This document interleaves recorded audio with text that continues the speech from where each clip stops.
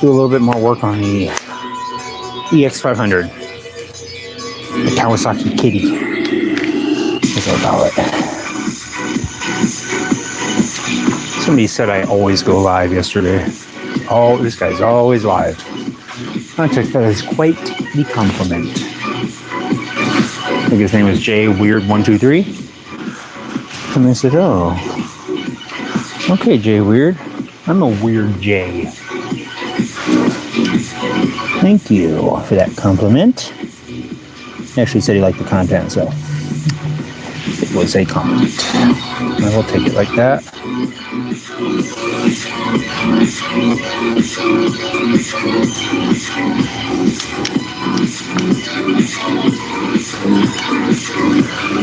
Okay.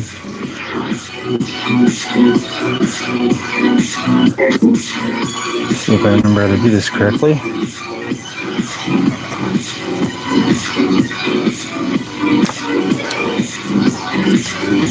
Might as well give it a little carb cleaning in my eyes. There's no harm in giving it a fair shot. I did test the spark plugs, and it seemed like one of them was kind of a weak spark, so I'm hoping that was the problem. We'll find out at some point today. I also got the rubber piece that I needed for the GY6 scooter. I'm fixing for my buddy. So should be able to possibly work on that today also.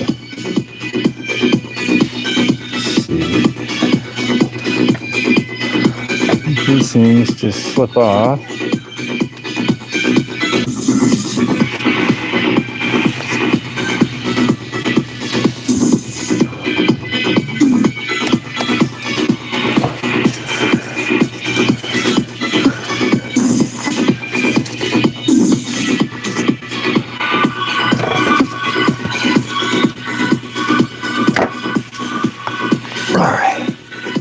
Let's see, what did I do to make this way easier last time? I think I actually took out the air box. Made it a lot easier, I think, but I don't know if I want to do all that. Almost got it off. I think if you just lift it up, it should just pop out. Yeah, it's going.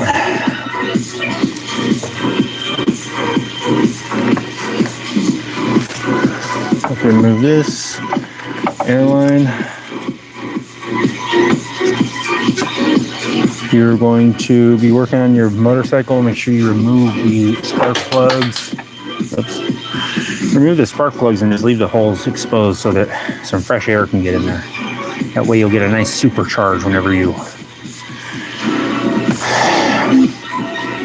turn your bike back on. A nice little power boost with all the dirt and debris that'll be flying in there. That's what I've done. That's what I decided to do.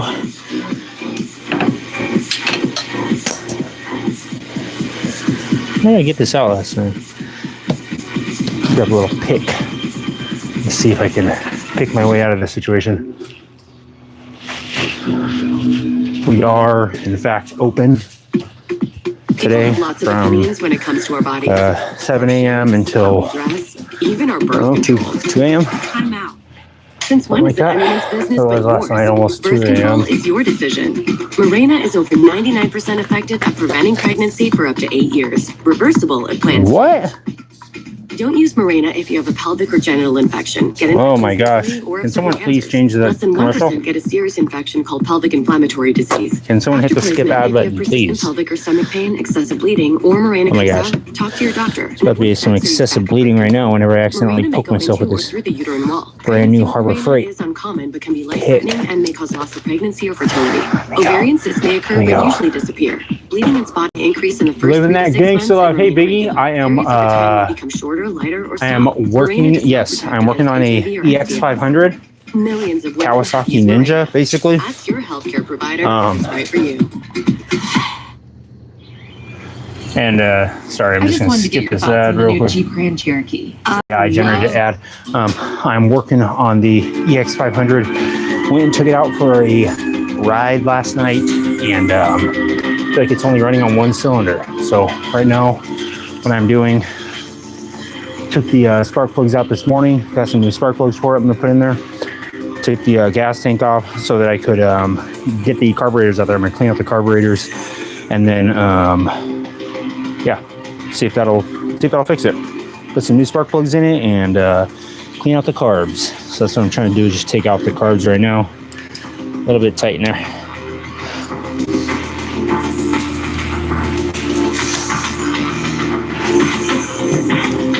There we go.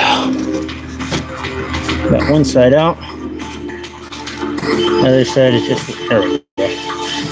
Kind of a tight fit. All right.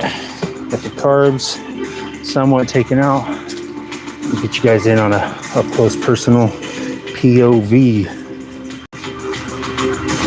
on the EX 500. Let's see what I'm doing. Let me get this thing clamped down here.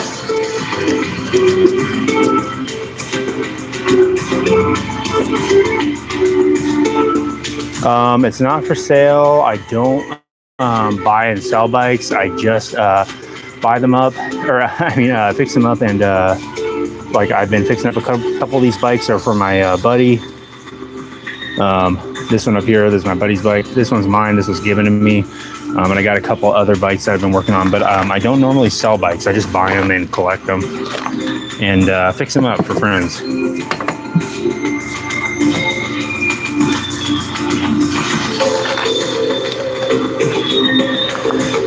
Just gonna detach the choke cable real quick.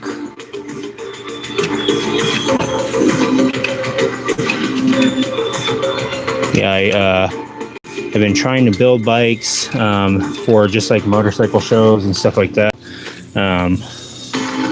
One of the motorcycle shows that I try to go to is Born Free. That's out in like Silverado, California. Anyone is out in the California area and is interested in motorcycles, that is a sick event to go to.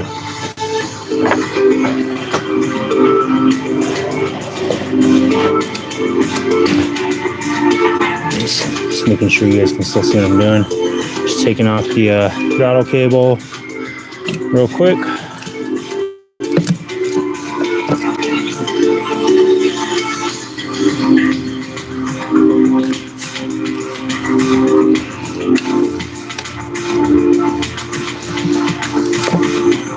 Maybe someday I'll sell a bike. I don't know. I doubt it. I like to just hoard them, keep them trapped in the dungeon of Fang's garage. Courtney, here. She's here because she wants to be here. She loves it here.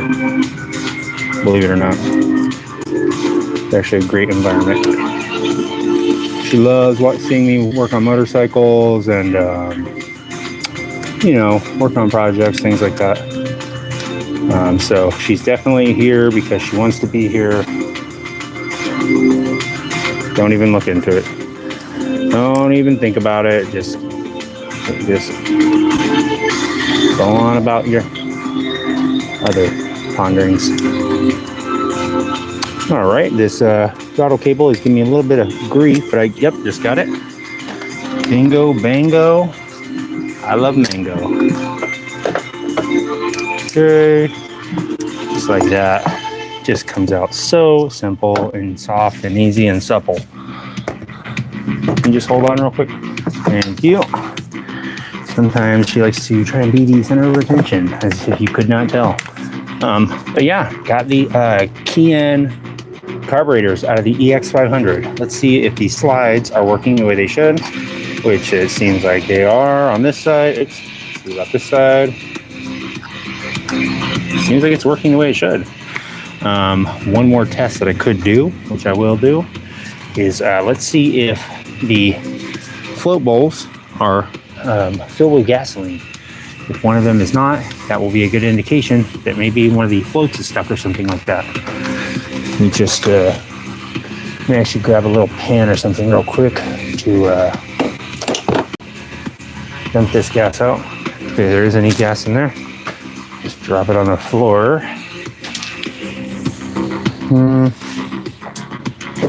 There we go. Nice little metal cup. If you guys ever find martini shakers at the secondhand store or anything like that, keep it around. For times like this, or if you need to clean parts, you could, I'll do it up here so you can see it. You are either with me or against me. What I'm doing is, on most carburetors, it's going to have this, I'm sure you guys know about this, but in case anyone doesn't know, has this little bowl right here. It's going to fill with gasoline. I'm going to check both of these and see if any gas comes out of this little port right here. Yeah, I think this is a little drain port. And by doing that, I'm just going to be loosening up this Phillips head screw. Stop your lap. What? Explore our Pin, diverse puzzle, portfolio of brain, products from trusted ghost, brands. Quickly heart, Taco Bell? Is that a little Taco Bell? So yeah, I'm going to loosen this up real quick and see if any gas comes out. I want there to be gas coming out. Feels like the screw is already a little stripped out. Check price and availability. See if any gas comes out of there. Shared shopping lists. Set up subscriptions. Yes, it is. Connect with customer support. It seemed pretty dirty. Supply your production. Okay. Seamless search Now and I'm going to do it selection, same thing on the other side. product information and The reliable order screw tracking. is facing the same Elevate direction, your so I just signage. loosened up this It's screw right easier here, than ever at and I'm going to be loosening up this the screw right here. ultimate online resource for And let's see if your any gas comes scientific out. needs. Go to Now- sigmaaldrich.com and start exploring today. Okay, so gas is coming out. So that's telling me that gas is going from the gas tank through this tube, and it's going down here, and then it's going to both float bowls and filling it up like it should.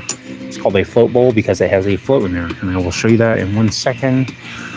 So basically, let me get a little area set up so I can do this without making a huge mess, and I will clean out the carburetors.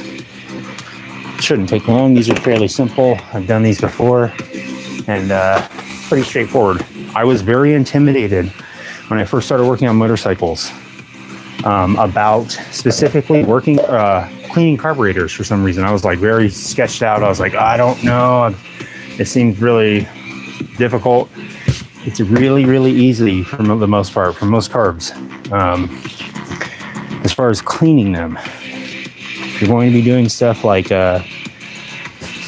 syncing them up, things like that. That's a little bit more difficult, but I don't think it's that impossible. But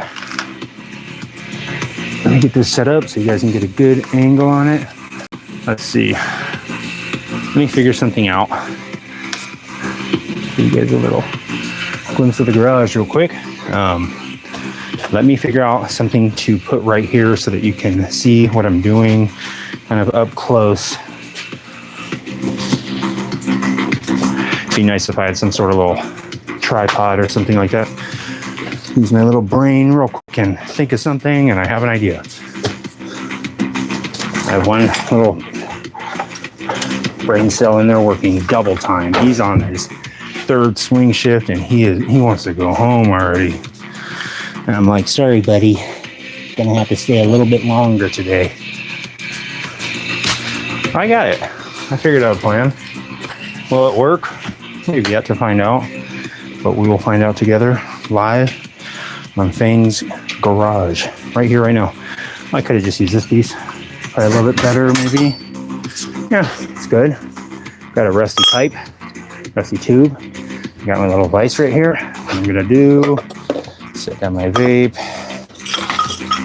What I'm gonna do, I don't see why this wouldn't work, but I will make a tripod in about 10 seconds here.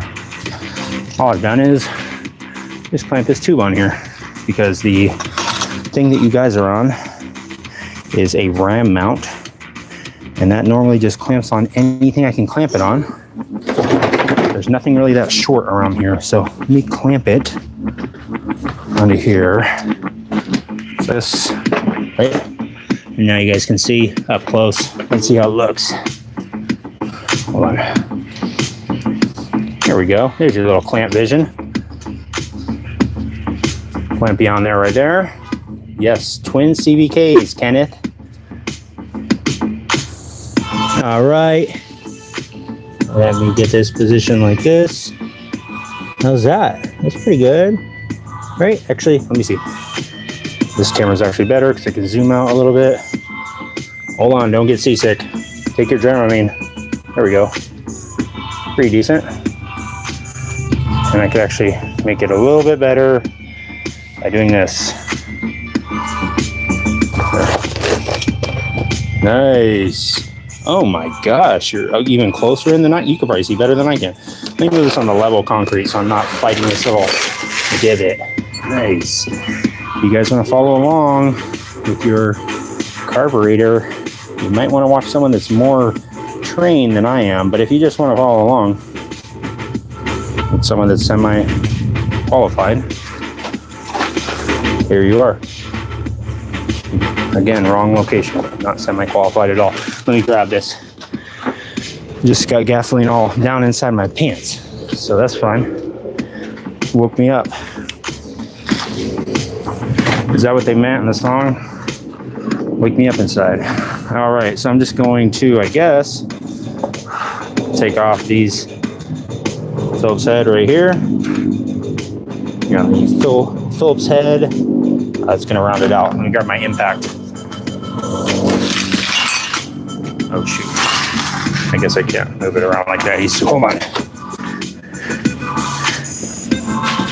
You can study the carburetor for 10 seconds while I grab this tool. Yeah, it should be good. I don't know why I have like 14 impact drivers from Harbor Freight. They pretty much have one ready for me every time I walk in there.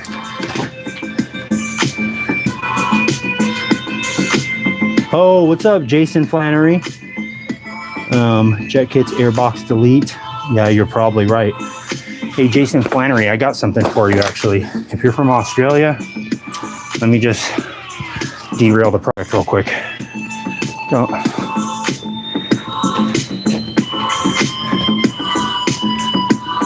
Every time I show this to someone from Australia, they always say this guy's name. I can't remember it.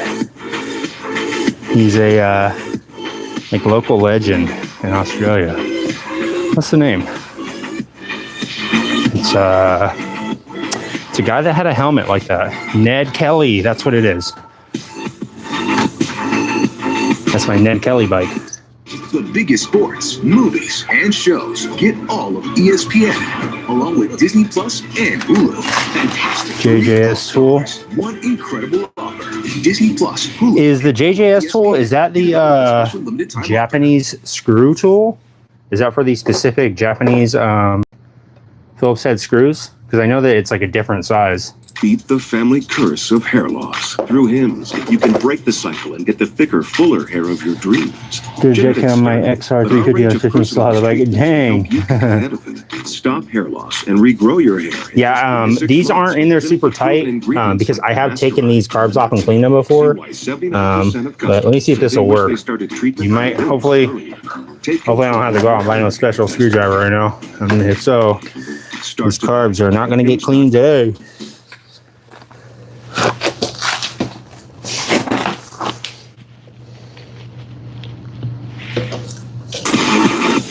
Well, you know what? Actually, I don't actually need to take this off. I'm looking at it wrong. And let's just jump the gun again.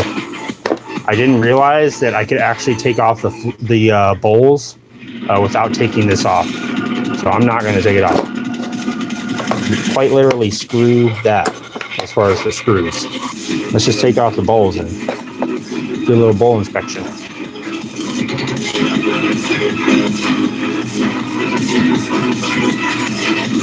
Oops, sorry.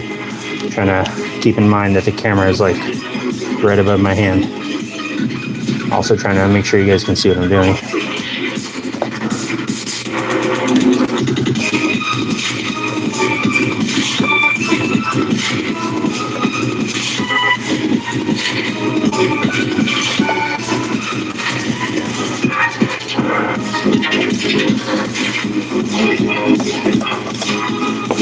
All right. Wish I knew where my magnetic tray that I just bought like 2 days ago went.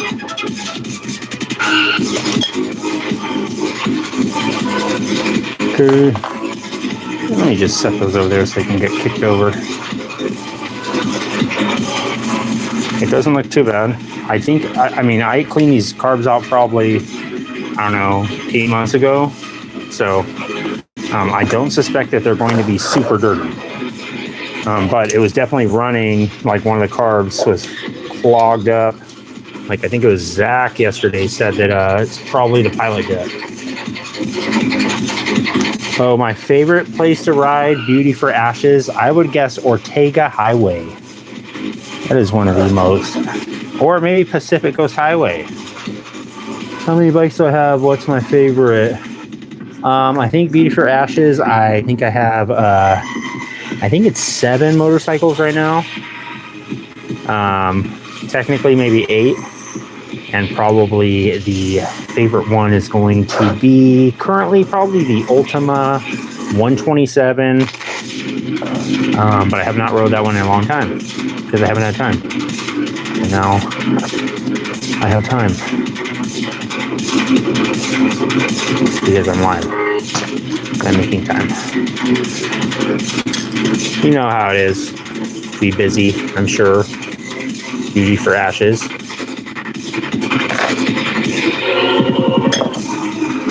All right, so the carb bowls have been removed. I'm going to start taking the jets out. Let me find a little container that I can use to hold all this stuff. Let's see.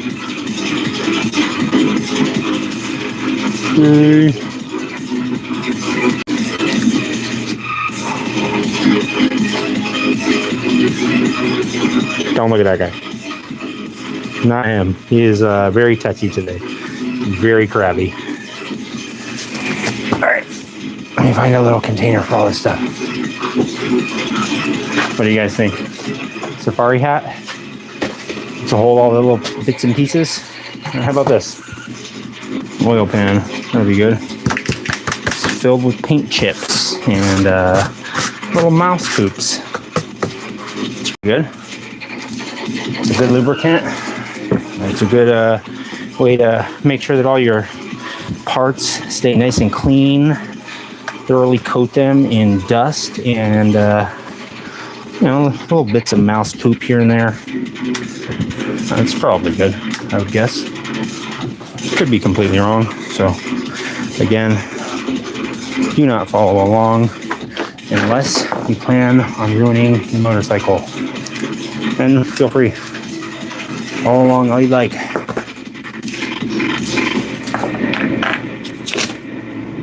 Get these gloves off. I can't even feel what the heck I'm doing.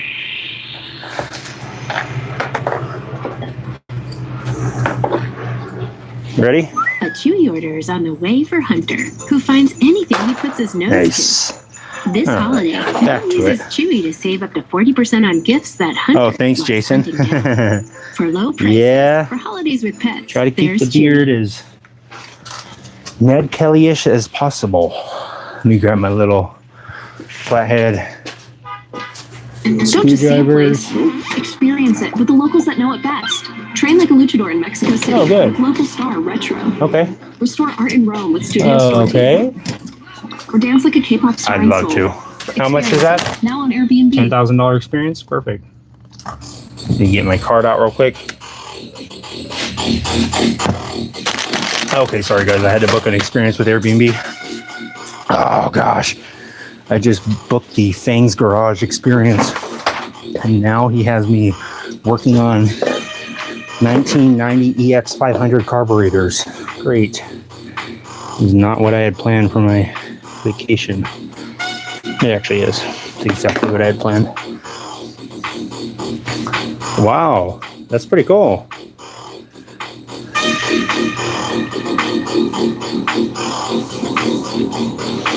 Pretty cool, Jason. Is it a mousetrap? Yes, it is. It is a very sophisticated mousetrap. I designed this about 14 years ago. Basically, the mouse goes inside this compartment. Normally, this piece is up like this, and there's a little spear mechanism that goes down in. As soon as the mouse goes in and triggers the trap, this thing falls and releases the spear mechanism that is driven with by a spring, and it impales the mouse. So it's set up for 2 mice to go in currently. So you can set it up, and it's complicated. It's kind of overbuilt, to be honest with you. I kind of overbuilt it. So yeah, let's see if the carburetors are clean, or if the jets are clean. It looks pretty clean to me. Doesn't look like it'd be impeding any flow of anything, any gasoline, but now it's probably covered in dirt.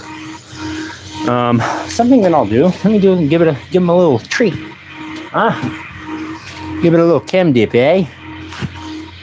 A little chem dip. All right. Damn fish on. What'd you catch today? What'd you get? What'd you catch, man? I was actually scoping out a fishing spot today. I was talking to some guys. They had some kayaks. I was getting pumped up. I told my daughter, I said, hey, let's wake up super early and let's go fishing before school.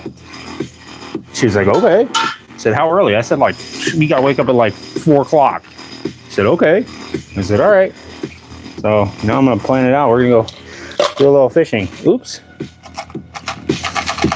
Use it for another carburetor. It's got this automatic shaking feature. When you pick it up, it'll start shaking it on its own. Just try not to drop any of your carburetor parts. Drink too much Celsius today. In case you guys are curious what this is. This is going to be some cutting edge stuff, just so you're aware. This is like new level art. This is living art. I am literally leaving this canvas laying around as I'm working on stuff, and I am dropping parts on it and using it to wipe my hands and whatnot. And someday I will turn it into something. So yeah, it's the plan. Functional art. Brought to you by Chem Dip. All right, so the concept of the Chem Dip is to basically get things and dip it in chems. And the chems in this dip, I have no idea what these chems are. But it says don't get it on your hands. So do not get any on your hands. And definitely do not look at your reflection while at the chem dip. So what I'm gonna do is grab my little jet here. Bada bing, bada boom. Drop him in his new little home right there. Boop. And I'll just drop him in the chem dip. Now, if you put the lid on quickly, you will not hear the parts scream. And make sure you hold your hand down on it for just a second so it doesn't escape. Little tiny jet is in there. And now what we're going to do is harvest the rest out of the mouse trap. This mouse trap has not been cleaned in, I would guess, yeah, like probably about 4 or 5 months, 6 months. And I've been just busy with other things. So we're going to redeem this thing. Oh yeah, last night, funny enough, on the YouTube live, I got all excited, got the bike running. It was barely running. And I was like, okay guys, let's go out live and let's go ride it live. I like kind of just pieced together a little helmet mount because I didn't have one. And I had the thing on backwards, so it was pointing at my face the entire time, pointing right at my eye. And I could not see the chat, so I did not realize it until I got home and actually commented. I said, wouldn't that be funny if you guys were just staring at my left pupil this entire time? And then I was horrified when I realized, oh my gosh, they were staring at my freaking left pupil the entire time. So yeah, that was probably funny for everyone else. For me, I was like, dang it. And the bike was barely running. So I was like, I can't take it back out. Also, it was midnight, so, you know, I didn't want to be that neighbor that often. I'm already that neighbor like pretty often, so I didn't want to be that neighbor too often. It's like an emulsifying tube or something. I think this is for making smoothies. It's also part of the mousetrap mechanism. It's for basically blending the internals of the mouse once you cut it. Tell your doctor. It comes out in like a fine paste. And you know, it's just really for disposal purposes. That's really what it's for. It makes it so that when the mouse comes out, it comes out in like almost like a little tube, like a little tube shape.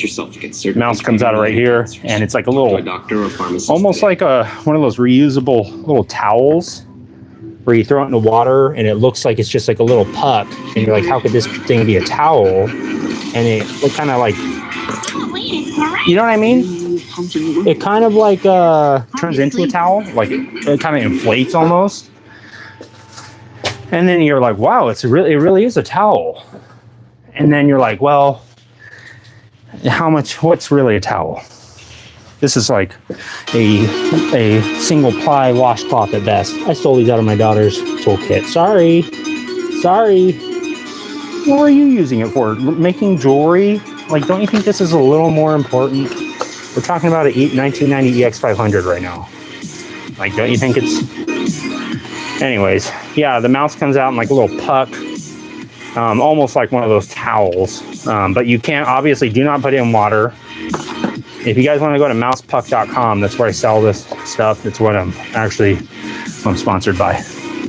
Mousepuck.com. It's an offshoot of yogurtwater.com, which is my company, yogurtwater.com. And our motto for yogurtwater.com is yogurt water. It's just the yogurt from the top. So basically what we do is we take really popular yogurts, and here's the pin for the float. Okay? In case anyone's taking notes, there is going to be a test at the end of this. Basically, we take the water on the top of the yogurt, just the watery part that people normally discard. There's the float needle and the float. In case anyone's taking notes, again, make sure you're taking notes. There is going to be, it's multiple choice, but it is an exam at the end of the live. But yeah, we just take the yogurt. It's a very simple concept. I'm honestly, to be quite frank with you, I'm shocked that nobody has thought of this already. But if the money's there, I'm going to take it. So basically what we do is we take the top portion of your favorite yogurts. We take the lids off, and we take just the watery part. We leave the yogurt, and we just have the watery part on the top of the yogurt, the water that is formed, the condensation. And basically we bottle that into a drink. And so you get all the benefits of the yogurt water without having to go through the, you know, hustle and bustle of actually having to eat the yogurt. We take that all out. We take the whole problem away by just concentrating it.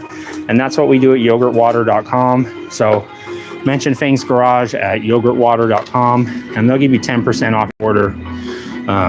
And also, they'll throw in actually a bottle of free hot dog drink along with your first purchase. So it's not hot dog water.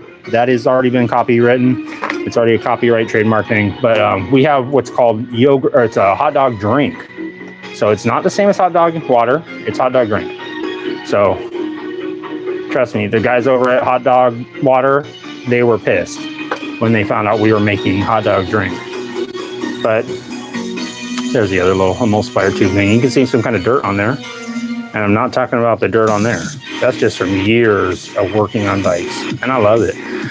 Yeah, they were not thrilled. But you know what? At Hot Dog, or at yogurtwater.com, we're all for friendly competition. That's it. It's not, there's no monopoly here on yogurt water or hot dog water. It's fair game. So yeah, mention Fang's Garage at yogurtwater.com and get some good deals. Tell them we sent you. Again, this is a limited time only, so it's not like, I don't know how long the promo code is going to last, but it's there if you want to use it. I'm just trying to help you guys out in case you guys are looking for yogurt water. Okay, taking out the pin. So basically, if you were following along earlier, I took the carburetor float bowl off, which is this right here. This fills up with gasoline like a little bowl of cereal, right? And when you've had enough milk, you've had enough. And what tells it if you've had enough cereal or enough milk is this right here, this float, okay? And the gasoline is coming through this port right here. And that port right there looks like this. right? It's got this little tiny thing. They call it a float needle, I believe. It's got a little rubber tip on there, and that's what's stopping the gas from coming into the carb bowl. And this thing, it just sits on the float. It just hangs out. They are literally best friends. It is like they're inseparable, basically. So yeah, you can see it right here. As the gasoline goes into the float bowl, the float lifts up, or vice versa. It's hard to do because this is upside down. But basically, it pushes on this little float needle, and it says, stop, hold up, no more gas. And so that's why I checked by taking this screw, loosening up on the float bowl, and goes through, I believe, this little port right here. There's a little hole right there, and it comes out, or no, comes out of here, out of this little drain hole. And since it was coming out of there, that verified that this whole float needle combo was working good. So I am just going to finish taking these out. You can see right here the other float and needle, something that will break if your carb is overflowing with gasoline. Sometimes this little rubber piece can be corroded and dried out. So that's something to check for if your carburetor is overflowing with gasoline. So what I'm going to do, you can see the little port right here. This is where the gasoline comes into the float bowl. This is the gasoline that is pouring all over my hand and is cleaning it. This was the main jet right here, and I'm going to be removing the pilot jet, which is inside here. It's kind of hard for you to probably see, but I think I might have to modify a screwdriver or something. I've got this old Studebaker screwdriver that I found.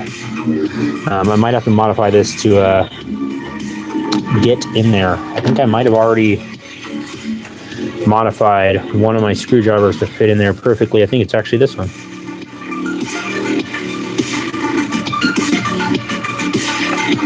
Yeah, it is this one. All right, let me take out this pilot jet.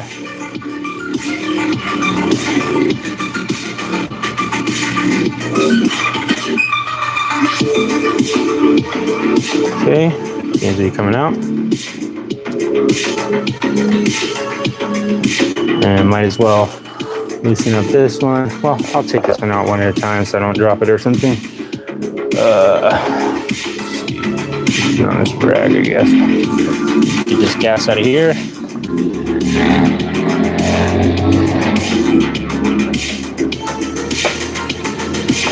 Okay. So the pilot jet just fell out while I was getting the gas out. Came out of this port right here, this one.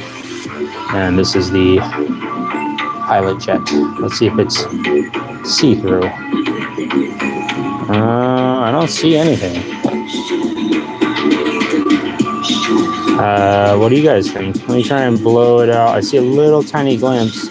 Let me try and blow it out.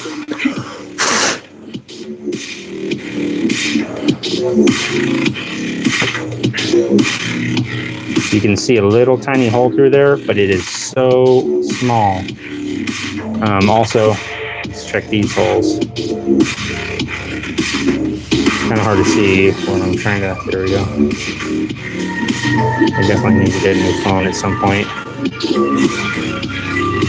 What's up, Dhruva Shetty and Richard? How you guys doing?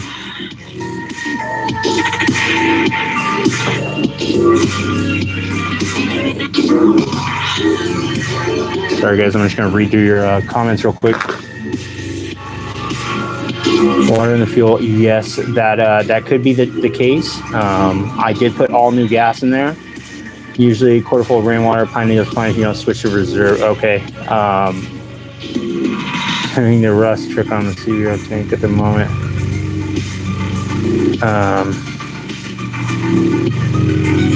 Yeah. How you doing, Dhruva? I'm working on the jets on the EX500, cleaning them out at the moment, and I'm throwing all the jets into the Chem Dip, the carburetor parts cleaner. Yeah, motorcycles are very dangerous.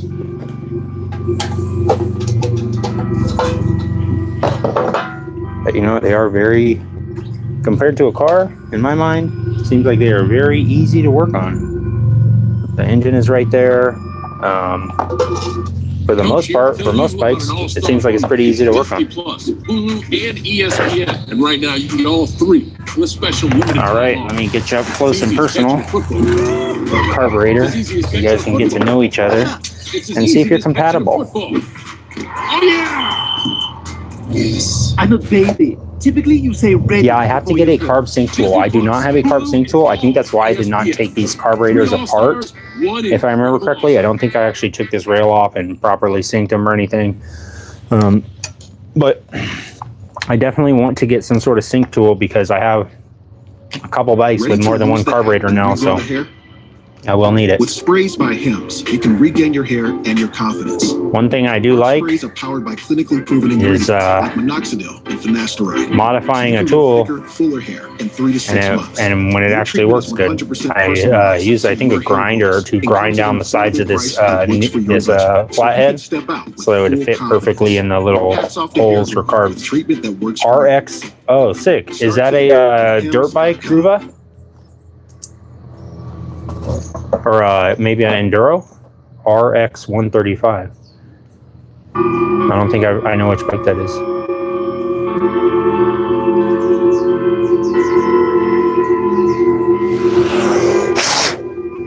Here's the Pilot Jet. It's doesn't seem like you can see. I know. I need some better tools, man. I agree. I don't need this stuff. That, we won't talk about that right now.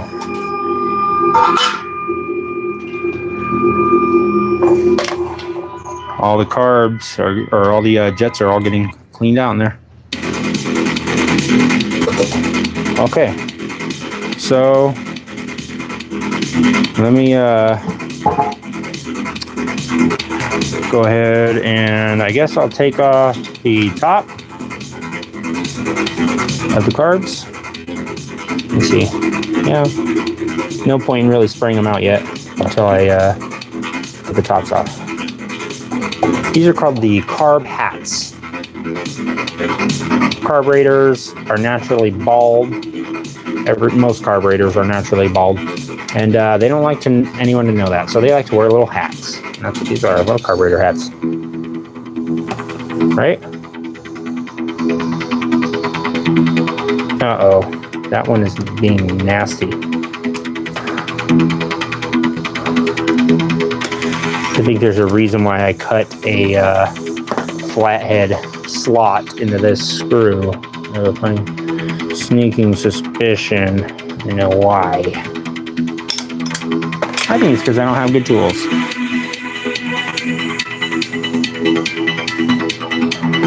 Let me see, where's that impact at? See if I can coax it out. With a little hammer action. Not really gonna hammer it. Nope. Yeah, I need to get that. What is that Japanese Phillips head called? I need one of those. Does Amazon Prime have instant delivery yet where they can spawn the tool into my hand? I'm guessing they do.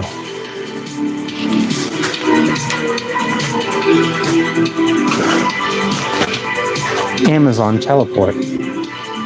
Where we teleport your stuff into your mouth. They can only deliver it into your mouth though. No more front porch delivery. It goes directly into your. Doesn't matter if it's food or not. Come on. You little sneaky guy. See how sneaky these little guys can be sometimes? Little sneaky screws. Just waiting for the opportunity to make the craftsmen. These aren't vice grips. What are these? These craftsman locking pliers. Just to make them come out and play. These little screws, they love to make the. Yeah, I know, she's very tight. JIS. Okay, thank you, Jacob. I am going to look and get some of those. They don't rest in the what? Yeah, I'm going to try, Surat. I'm definitely going to invest in some JIS. Is it is that the like is it just a JIS screwdriver? Or is there all different JIS screwdriver pitches or anything? Because I will do work on a lot of Japanese bikes, so you're right, I do need to get some better tools. All right, taking off the top hats. I don't know if that's really the name for it. I think that's just what I call it. And to be honest, carburetors don't really care about being bald. You probably just embrace it. Again, doesn't look too dirty. I didn't expect it to. I cleaned out the carburetors, rode this bike probably about 20 times, and then let it sit for about, I'd say 6 months, to be fair. The slide looks moderately dirty. I think it was already kind of worn out. Last time I rebuilt it, it looked like it was scraped up and stuff. But again, I'm not super concerned about it because I don't ride this bike often. Or really at all. I'm still in the process of getting all the everything squared away for it. So just a little baby. I'm not in a huge rush. Just a little baby. Oh, good. Now you can Airbnb. I was hoping that I would Airbnb, like a chef let the carburetor bowl fall into the dirt, and it did it. So perfect. Keep you grounded. Usually, if you're working on a carburetor, make sure you do it on a gravel surface. Make sure there's lots of loose rocks and dirt and dust all around. Make sure that you do not have any room in your garage because it is swarmed with projects. This is the way.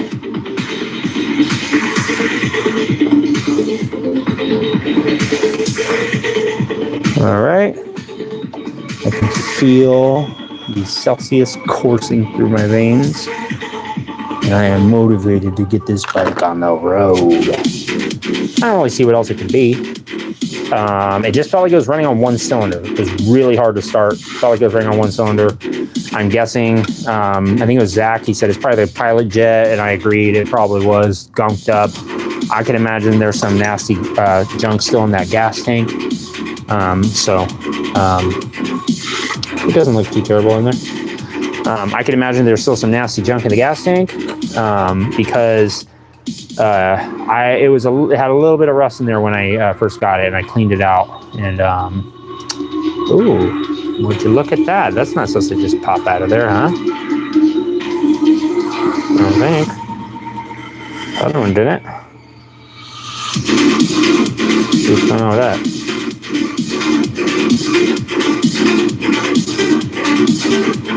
The heck? No piece in there for her.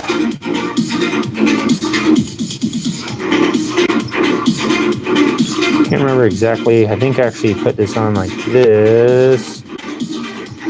Oh well, I'll have to take it out anyways. I'll leave it there. Put it with the rest. Okay, if you're gonna clean your carburetors, you should look and see if there's any holes in these diaphragms, because that'll mess it up, I believe. I think these are actually brand new diaphragms.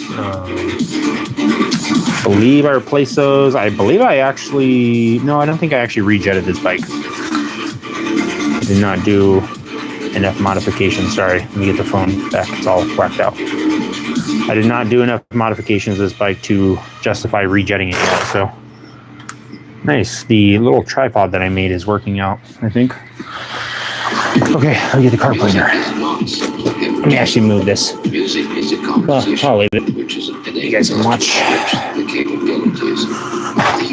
You guys can watch up close and personal if you go down to the bottom right on your screen. Or wait, I think it's the top right. The way it was intended to be used is the purpose here. The top right, there's a little thumbs up button. You click the thumbs up button and it activates the smell-o-vision. So if you guys want to smell the Super Tech carb cleaner, the button's right there. Exhale, inhale, here we go. And breathe. Inhale, big breath. Hold it in. And inhale again. keep holding it. Keep holding the original breath. Do not exhale. Just keep holding. Okay, and exhale.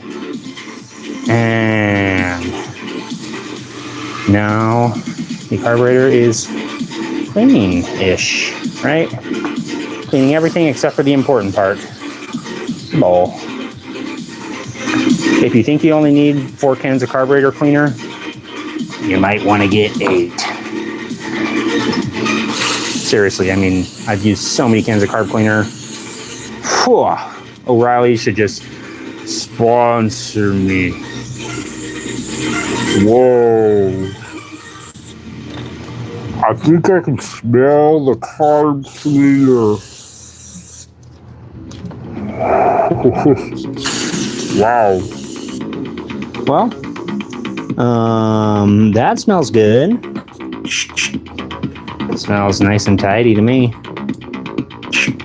This port right here connects to this hole inside the carb. And whenever air or gas goes through that part, it makes the bike run. And if that hole is clogged, then you'll know because the bike is going to mess up and not run correctly. So make sure the hole is clear of any sort of stuff. All hold the holes. There's holes all over this thing. There's holes right here. There's holes right here. There's holes right here. Couple holes here, here, here. Real important hole right here. Check this out. This hole going out of this. See that? That hole connects to this hole. Make sure both holes are still holes. Hole. Check. Hole. Check. Hole. No hole. Who said that? Make sure this hole is good. Yep. This hole. I think it's good. This hole. Yes. Still a hole. Not a hole. A hole. Oh boy. That went right into the lens. Hence why my phone is messed up. You know what? It's for the love of the game. And you know, for the love of the game, we gotta check and make sure that the choke is working. See that? It's a choke mechanism right there, choke plunger. We got dual choke plungers. You know what that does? It chokes all the life. Well, actually, it doesn't choke the life. It actually chokes the air out of the system. And by choke, I mean it doesn't actually choke it. It enriches the environment.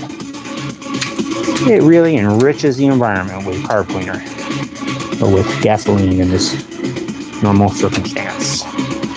Just grab a rag real quick. Always keep a good rag laying around in case you have any dirty parts. Shows good. Hey, perfect. Okay, now make sure that's all cleaned off. And petrol, diesel, alcohol, all good to clean carbs. Okay, I will keep that in mind. The thing I do like about this Super Tech, besides the smell and the way that it makes me feel so happy when I use it every single time I do, is the way that it's kind of like a projectile. It's kind of like a blast, you know? I don't know why this is not very... It seems like it should lock out, but it doesn't. I'm not going to completely strip these carbs apart. I'm just going to clean out all the little semi-important bits, which I think I've pretty much done. And yeah, I'm not going to start taking apart all the choke mechanisms and all that. I don't think that'll make that big of a difference right now. Just want it to run, to get a little redemption right in, since I was so ridiculous and had the camera pointed at right into my cornea. And it wasn't even my good cornea. It was wasn't even my good side cornea. I've actually had someone in the last live stream tell me that they said, wow, your right cornea is a lot nicer than your left cornea. And I said, well, thank you. Nobody normally notices that sort of thing. And I said, no problem. But yeah, I will have to do a redemption ride. And that's all I need to do. Just need it to work a little bit. Plan on letting the bike sit after a while anyway, so no point in going all out. Okay, so these are pretty much cleaned, and I think that they deserve a spot on the... Sorry about that. I think they deserve a spot on here, right? Don't you? This will be part of it. And if anyone ever decides to buy this picture, you'll know exactly where these spots came from. Exceptional offers today. It'll be like history. Okay. So now, let me just inhale a little bit more of this stuff while I'm still here. You're the best divorce lawyers in town. I know you should not use carb cleaner on this, but I will. Stand up straight. Yeah, see, when you pull the spring out, this should just be sitting in there. Like a storm no one saw coming. You try and poke it out like that. Just like that. And let me clean this out a little bit. And by clean this out, I mean clean my hand off because it's very dirty. My thought is, I'm going to grab these dirty parts with my dirty hand and then spray with carb cleaner, and then the dirt's going to get all over it. So I don't want to do that.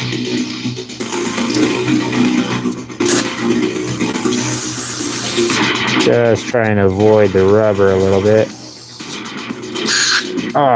Don't avoid my eye socket. That's still up for grabs. Oh well, I just completely sprayed it. I don't give a crap. Pretty sure you can just buy new diaphragms pretty easy for this bike. But I will take a second to carefully wipe it off. Can you just help me out with this real quick? Thank you. Just wipe this off a little bit and make sure that this is kind of clean, because these do tend to get pretty grimy. Okay, just make sure you are in fact a real human child. Okay, clean it off. The soft surface. It's good. Okay, this one's good. I'll set it on there.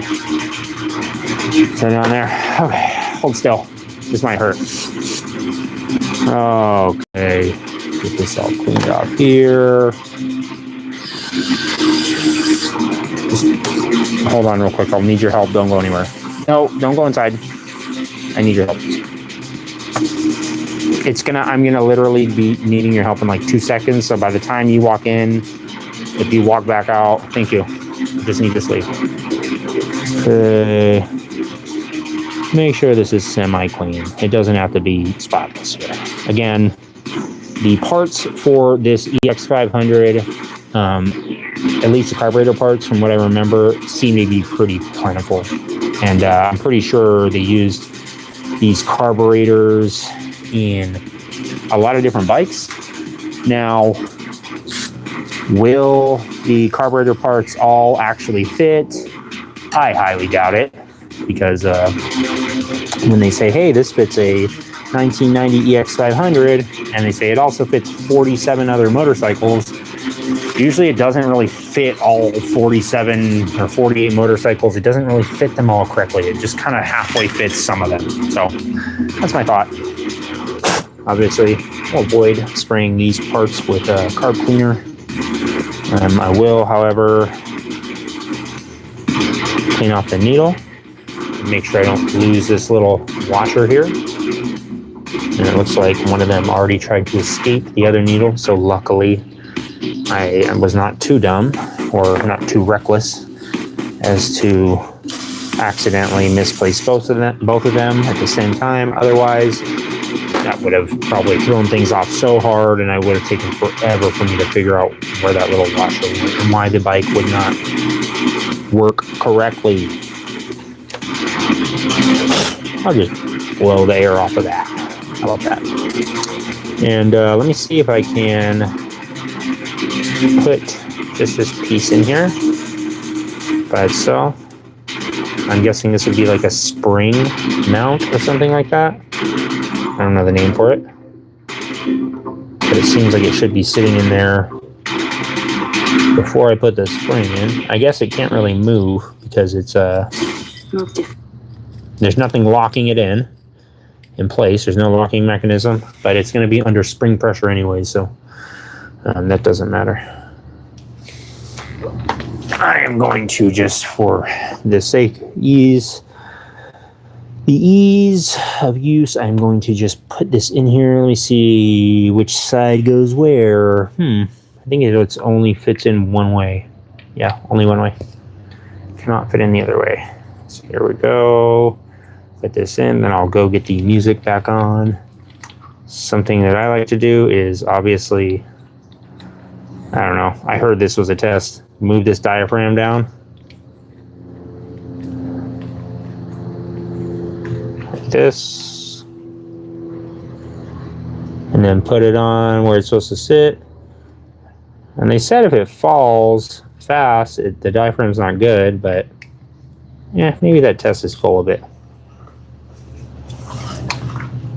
Keeping my finger right here to kind of support it whenever it goes in. If you have the jet, the main jet in there, be careful when you're putting the carb slide in there that it doesn't like get stuck on there, because the carb needle can move a little bit.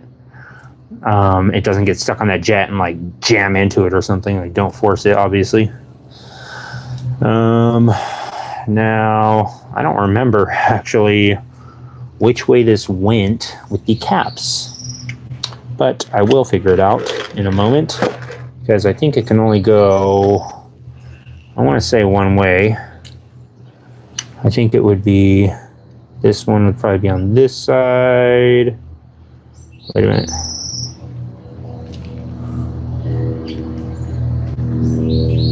Yes, okay. So this one goes on this side. I'm not even going to clean out the top of this thing.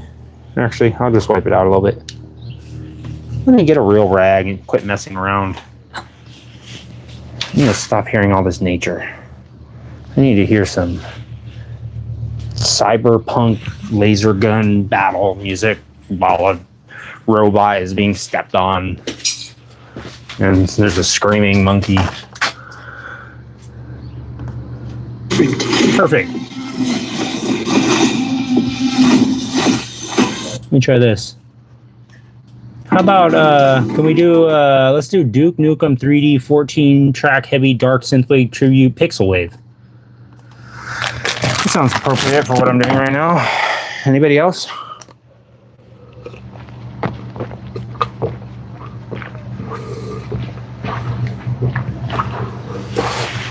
Okay.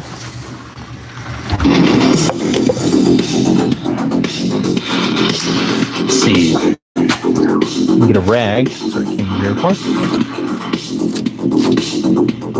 Little tiny pants.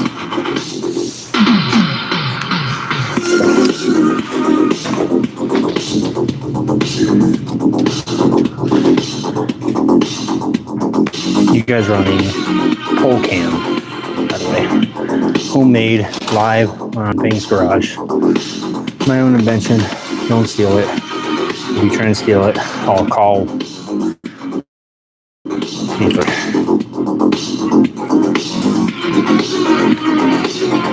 Okay, give a wipe down.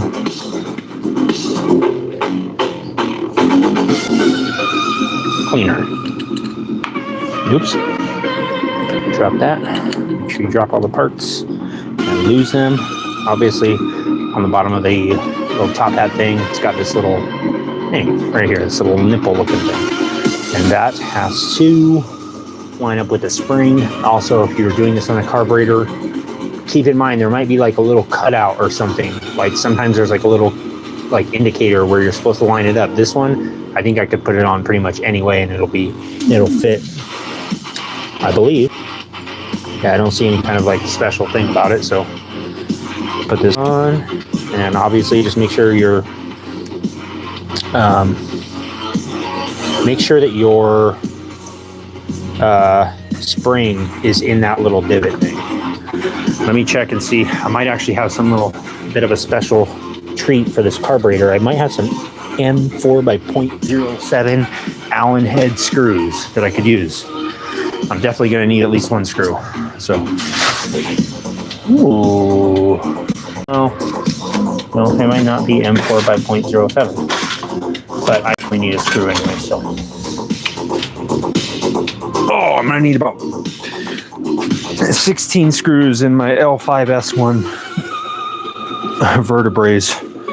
If anyone has any experience drilling those into vertebrae, let me know in the comments. I have a couple tools that I could probably use. I mean, granted, they are primitive tools, but L5S1, how hard could it possibly be to get to the L5S1? Don't answer that. She doesn't know anything. She just tries to act like she does. Let me see which one of these screws was the messed up one. Was this one right here? And let me see if I have another one. No.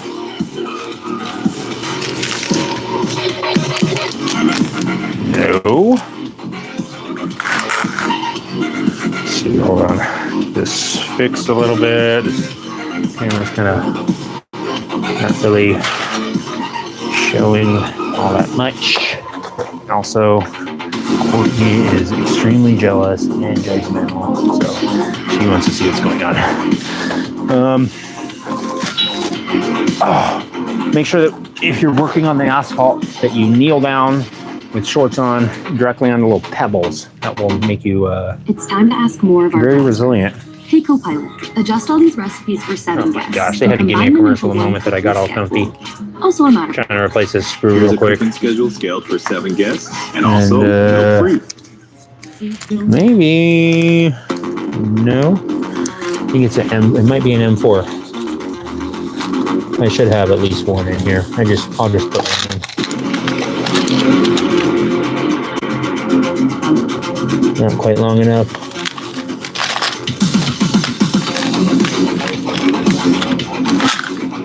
If you guys see one, let me know.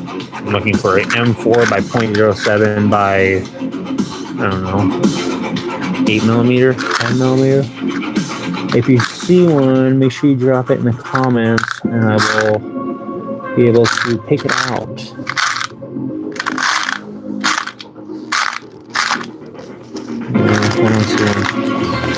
I might just have to use a Dremel and just cut a little slot in it. Is this it? No. Yeah, maybe I'll just do that until I can get the proper screws. This might actually be one right here.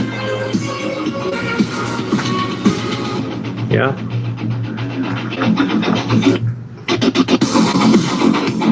I'm trying to wipe off my lens. Maybe it's like smudged up or something.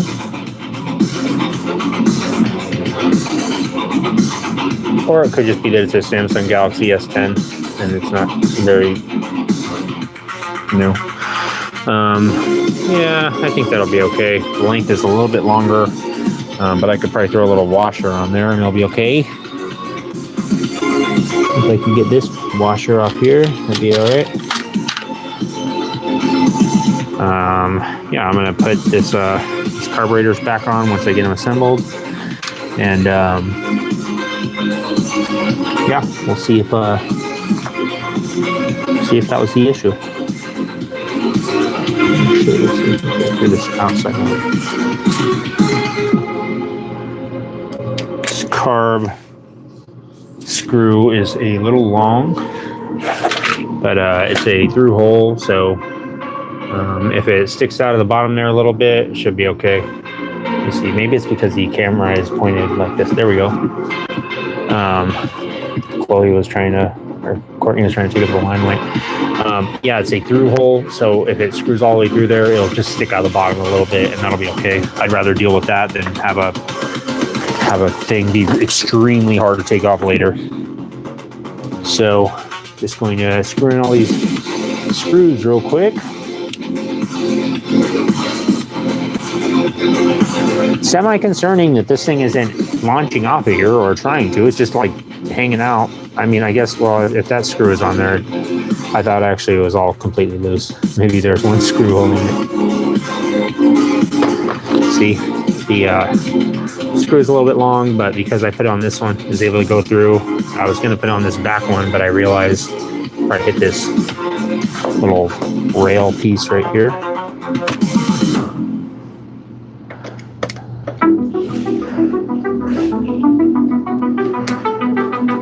JIS. I'm going to have to write that down.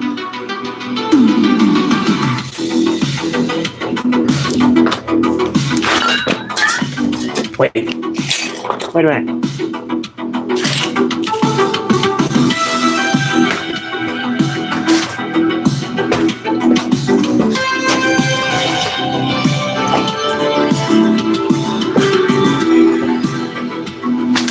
Just so I can't forget. Who said that? Yeah. Well, you know what, Jason? I'm going to get a whole new set of Allen head screws for it. So I'm just going to leave it. JIS.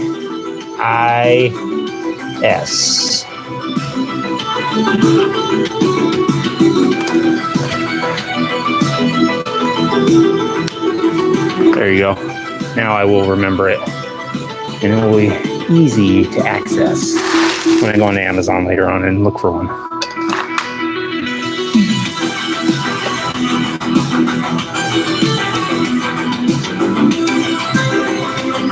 All right, make sure you don't do it in a star pattern. They want you to tighten one down as tight as humanly possible until it's about to strip.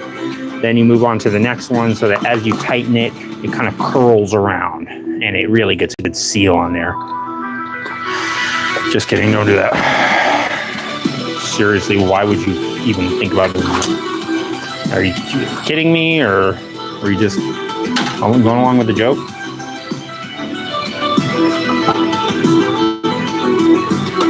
Don't tighten it down like that. Come on. Do they have a XR100 motor? Spaz. I got a little pit bike out here that I was working on. A SR150 pit bike. Sorry guys, I've been so in the zone trying to get this stuff done. I have not been reading the chats, but I will take a moment here in a couple minutes and start reading it. Okay, so as you can see, pulling it out of the chem dip of our carburetor parts. And Chloe, or Courtney, her name's turning into Chloe. She loves clean carburetor parts. I mean, she freaking loves them. Like you would not believe. Make sure you drip chem dip all over your freshly clean carburetor. It's usually what you want to do. Just get the chem dip, get it all over your freshly clean carburetor. Just to get a little wipe off, but you can see it's pretty clean. I think that this was not super dirty when I put it in there, but it does clean it up pretty good. And I don't know how long this bucket will last, but I'm going to use it until the end of time. And when I'm dead, I can guarantee you that that thing will still be hanging around somewhere. AI content creation is better because I don't see. I'm just going to claim that it still works, even if it doesn't. I'll just put the stuff in there, even if I take it out and it's still dirty. Their state-of-the-art Just like, nah, it's working. It does something. My storyboard and even record. I paid $40, I think, for this bucket, and I thought about buying this bucket for the last 10 years, and I finally got one this year. So I was like, I'm never 30 million creators never going to get rid of this. Artlist because they have the best creative AI tools. So it doesn't stop there. Supplement their AI tools. I think this is an emulsion tube. Assets, and you've got an incredible one-stop shop for everything. I checked all the holes, and they are all clear. I highly doubt you'll be able to see it on the camera because, you know, it's my camera, it's my phone. So, yeah, it is very clear. And I'm going to go ahead and install it. $900 on Because you can see the needle right there Black from Friday the slide My partner right in the center. And I'm going to put it right on the center there, just like that. Don't miss out. Check out Ashley's Black Friday deals today. And I will use a loose fitting Craftsman brand adjustable wrench. This is not a crescent wrench, guys. You guys know that? I call it a crescent wrench, but it's not. Crescent is a brand, I believe, unless I was lied to again. Just like Dumpster is a brand. Did you know it's not actually a dumpster? There's a brand called Dumpster, and that is what most people would refer to as a dumpster. I'm guessing it's the same reason why they would call it like Coca-Cola. Like it's a cola. It's like synonymous with it. It'd be like someone saying, no, there's actually a brand called ice cream. And that's what all ice cream is. Its brand is ice cream. This is the main jet of the EX500. It is thoroughly coated in the grease of my fingers.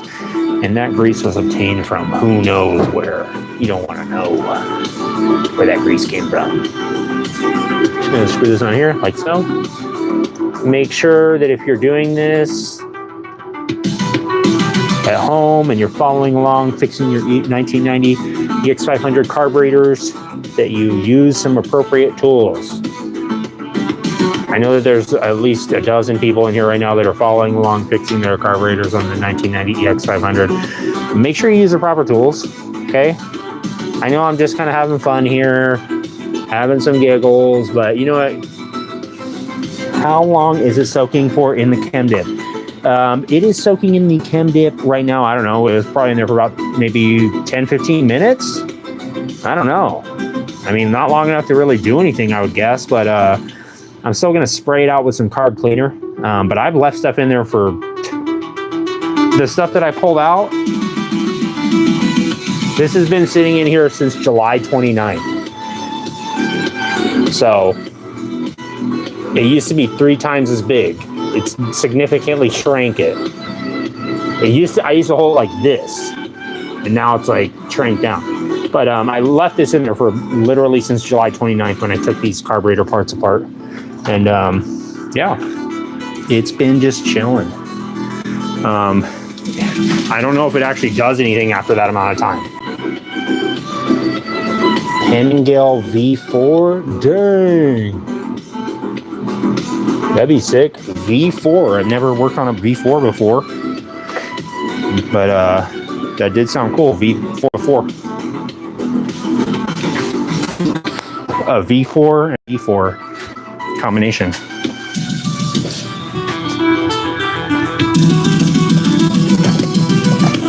Let me try and find a little piece of wire real quick. All wired up. Wire you guys up so early. It's Fang's garage. Not supposed to be streaming until 10 p.m. to 2 a.m. It's the usual time that I'm streaming, in case anyone wants to tune in on a day where I'm actually on a regular schedule. This week I'm on vacation, so I am going all out. Idle screws, okay. All right, Kenneth. Now look at this. This is a very nasty CB750 brake rotor, and I am somewhat ashamed of it. I'm not ashamed of this. It's old witch mask that I got from the swap meet. Not as ashamed, somehow. Okay. Let's see. You got the wire. Okay.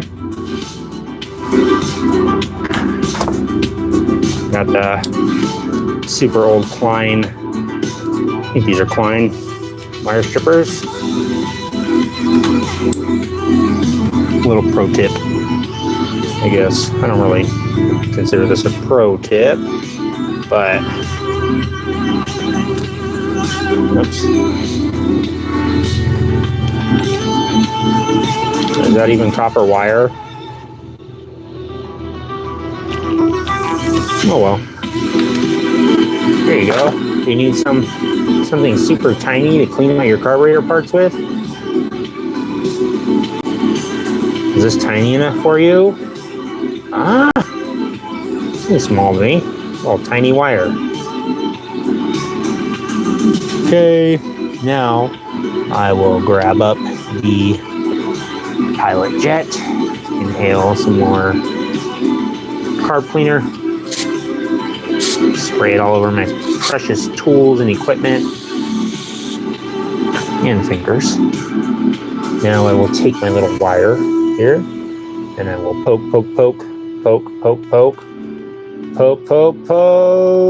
and make sure it's all cleaned out.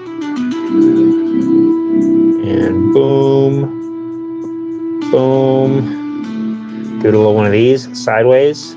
Okay. Side thrust. Poke in from the side again. Make sure it's clean, guys. With the sidewalls. Okay. All right. Okay. Do not let it kink like that. That is going to make the wire hurt. If there is a kink, slow down. You can recover. Again, lube it up. Get a little spray down. It's okay if you need a little bit of carb cleaner. It's all right. Nothing to be embarrassed about. We're just getting it clean, working it, just like that, just like that. Yep. Don't stop. And I'm done. Yeah, just like this, right now. Make sure you get the port. Oh my gosh. That's so freaking clean. Not as clean as my finger. That is not clean at all. That is something that my dad will be proud to see. My dad is so proud to see that I never wash my hands. He loves it. Let's put a pilot jet in there.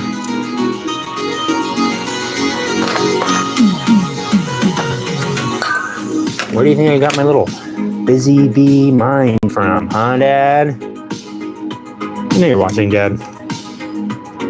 What are you up to? How you doing? I'm guessing my dad's probably eating this. Maybe he's eating a sandwich right now. Let's see. Yeah, maybe he's eating a sandwich. You guys ever think about what people are doing? I imagine my dad's probably eating a nice sandwich right now. And Dad, if you want to bring a sandwich by, my home address is in the comment below. Feel free to bring me a sandwich on by. I'll take it.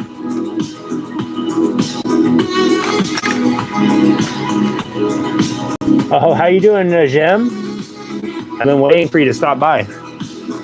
This is Najem, guys. We've been friends for a long time, and we go way back. He's worked on a lot of motorcycle projects with me, and he's the one that actually taught me a lot of the things that I know about working on motorcycles. So if you guys need any help with your bikes, hit up Najem. He's the guy that knows it all. See, that looks like one turnout, 1.5, 2 turns, 3 turns. Okay, so 2.5 turns out, you said. Right, Kenneth? You knew exactly what kind of carburetors these were before. You knew more about the carburetors than I did. I'm going to 100% just listen to you. I trust you, Kenneth. We're doing this. Me, Kenneth, and Najem. I'm an ex-Ducati KTM Husqvarna mechanic. I'll be right, though. All right.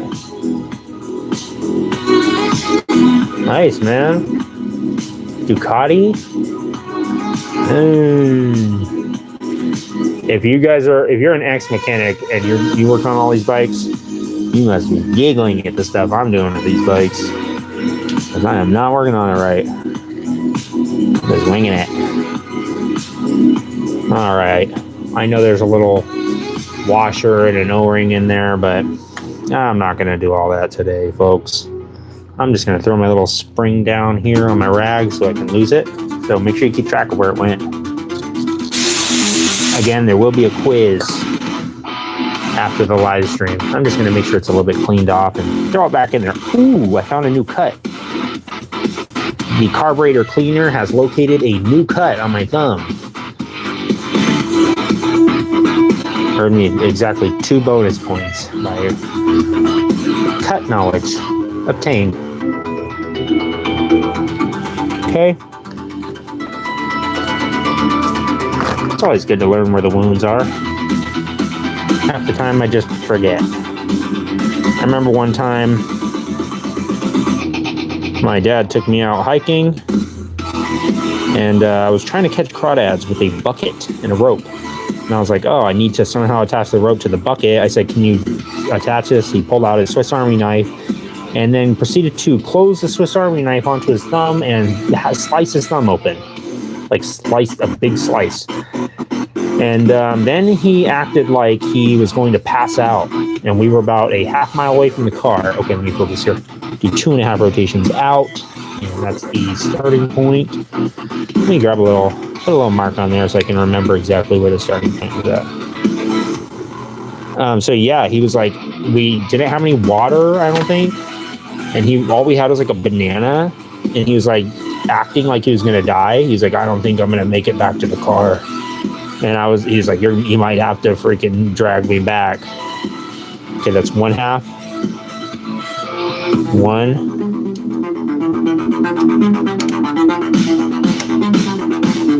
1/2. 2.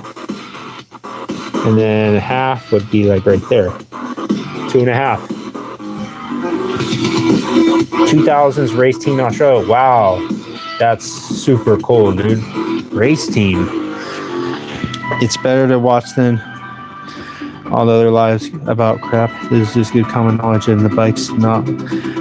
Both not like, oh, thanks, Jason. I appreciate the kind words, man. This is really encouraging me to continue working on the bikes and keep the projects moving. I have 8 motorcycles that I've got to get done, and I only have a very limited amount of time to do it. I might not live much longer, depending on how well I can maintain these bikes or not do something foolish. Who knows? The day is young. You could always do something very foolish. All right, let's see. Turn this off a little bit. Give it a little spray. Try not to break off this tiny little needle tip there. I'm going to spray these carbs out one last time before I... Ooh, a lot of brown carb cleaner came out of there. It's probably a good thing I did that. Okay, gotta make sure this... Oh. Would you look at that? Look who's trying to escape. Not so fast. Tiny washer that will get lost the moment you stop looking at it. You hold this up to the side and make sure it's still in there. There it goes. I'm actually going to fish that out of there because I don't want to put it in there wrong. Come on, you stupid thing. Oh, now it's perfectly seated in there. Okay.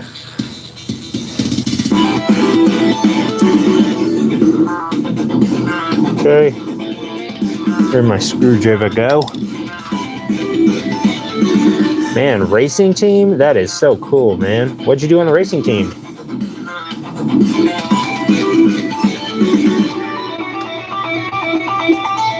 Were you actually one of the riders, or did you work on the bikes, or what did you do?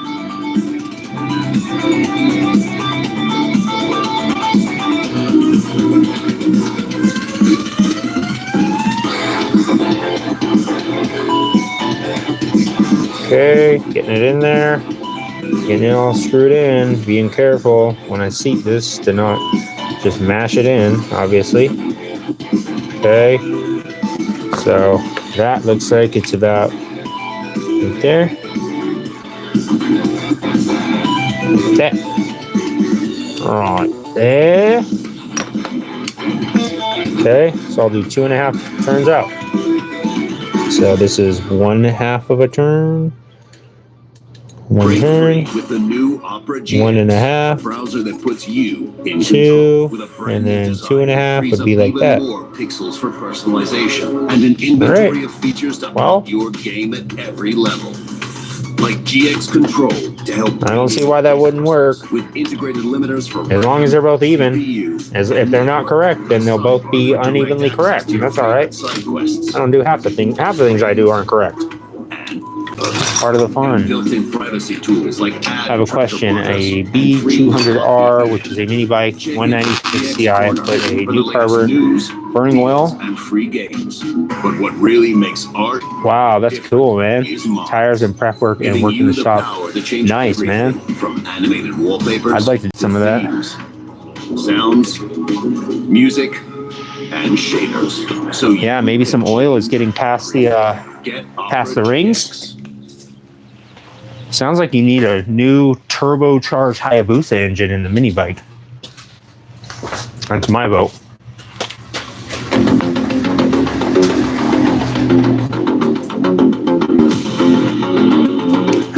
Turbocharged Hayabusa.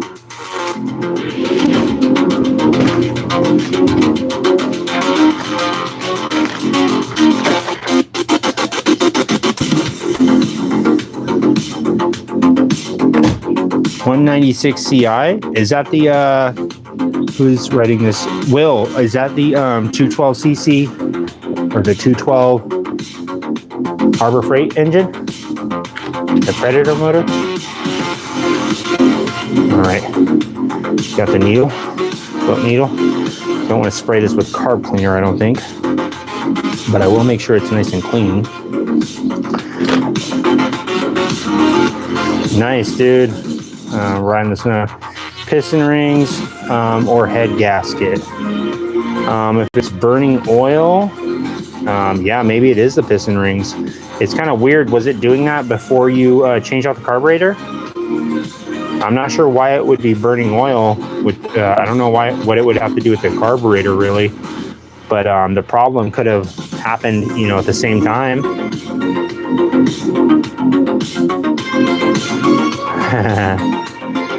1000. Oh, nice. YZ125. That'd be sick. Either way, Will, why not just throw a new head gasket and new piston rings in there?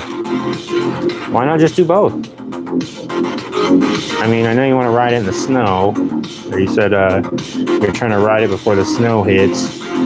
I mean, I don't think that I think both of those would be pretty easy to replace on a 196cc. Briggs & Stratton. Oh yeah, maybe that's it, Jason. Maybe it had some oil in the fuel. That sounds like it could be a possibility.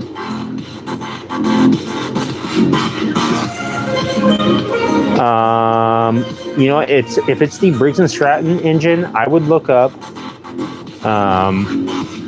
the Harbor Freight Predator engine and see if that's the same one. I'm sure it probably is. And if so, I think you should be able to find all the gaskets and stuff, all the gasket kits online for, I would guess, like 10 or 15 bucks, or I bet you almost all the gaskets for the whole engine. And why not do it? Why not just replace both?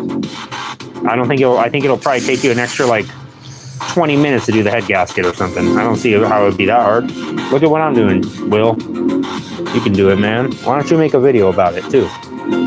How about that? Show everybody how easy it is. I don't know if it's that easy, but I'm sure it's not that hard. Will, you can do it. My vote is probably the piston rings. Worst case scenario, Will, yeah, look into the Predator 212cc engine. Look it up online and compare that to the engine you have now and see if that looks like the same engine. If so, I'm pretty sure you could just look up Predator engine gasket kit on like Amazon or eBay, and I would guess it's probably like maybe 20 bucks or so, or 30 bucks for the whole entire kit. Or what you could do is you could just keep an eye out for a cheap engine. You might be able to even get a 212cc engine for that much if you look on Facebook Marketplace. Dude, I would not be surprised if you could find one for that cheap.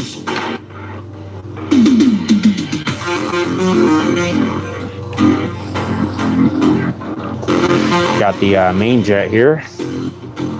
Make sure this thing's all cleaned out.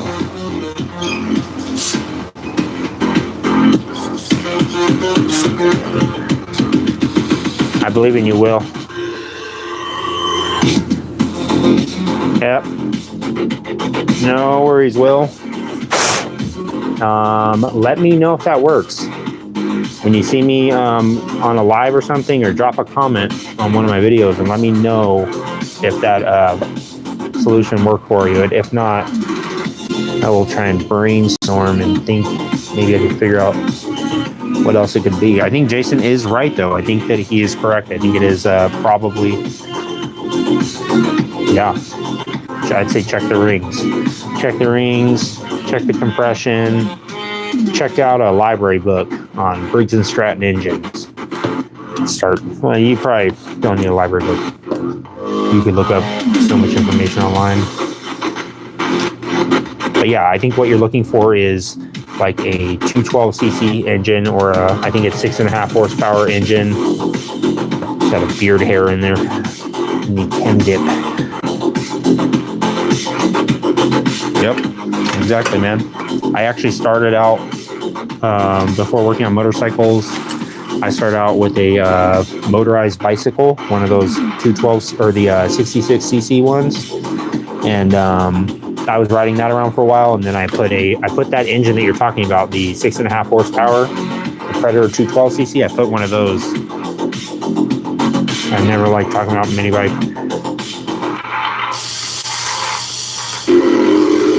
Dude, yeah, put your TikTok channel in the chat, dude, so maybe someone else could check it out. Put it in the chat. I don't have TikTok, you guys, but maybe if you want to check out Will's stuff, go check it out. Maybe he's got some cool stuff on there. I don't know. Maybe he has all the secret knowledge on there. And he has all the mini bike information on there that we need. So go check out Will on TikTok. He's gonna put his name in there pretty soon, I guess. And you know what? I'm guessing his page is going to launch. It's going to skyrocket. You guys are going to be coming back to me and being like, you're not going to believe what happened to Will. He said, forget the mini bike. I'm getting a Ducati.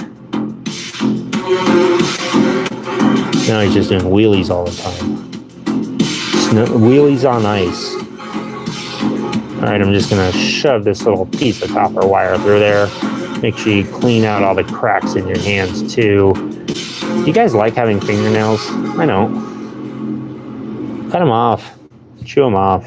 Best Buy has What's the point? I like to have a little bit of a fingernail. That's it. That's it. Stop asking me to grow out my fingernails. I won't do it. It's my #1 comment is what's going on with your fingernails. BMX got into motorbikes. Oh, nice. You know what? I think that's the common thing. I think that it's bicycles, and then it turns into motorcycles. You need a car that can go the distance. It's usually always a bicycle first. 581 miles per tank, and 96% of Foresters sold in the last 10 years are still on the road today. Again, do not follow along with this. This is very dangerous.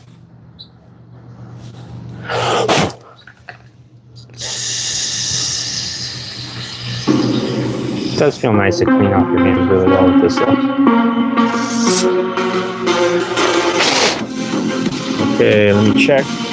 Make sure these ports are all good. Nice. Looks very clean. Again, it's probably impossible for you guys to see because, there you go, you can see that. Hold it up to a white background, you can hopefully see it. Two bits on my hatch. Oh, nice. Oh, nice. You put your TikTok thing in there? Nice, dude. Oops. Not sure why. Nice. Yeah, BMX bike. I saw a someone put, I think it was a KZ1000 engine in a BMX bike. I don't know if it was actually rideable, but pretty sick. All right, I'm gonna put the pilot jet back in there, just like so.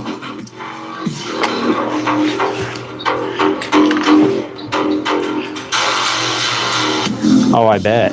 Yeah, I've seen a lot of those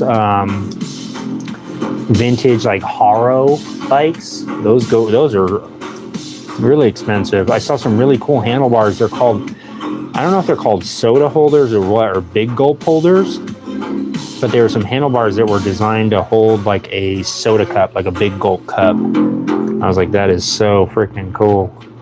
I actually collect vintage BMX helmets. I only have one. I do collect helmets, but I only have one vintage BMX helmet, but it is one of my favorites.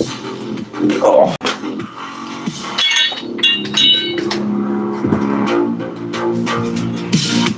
This is one of my favorites. I think I got this at Swapwood.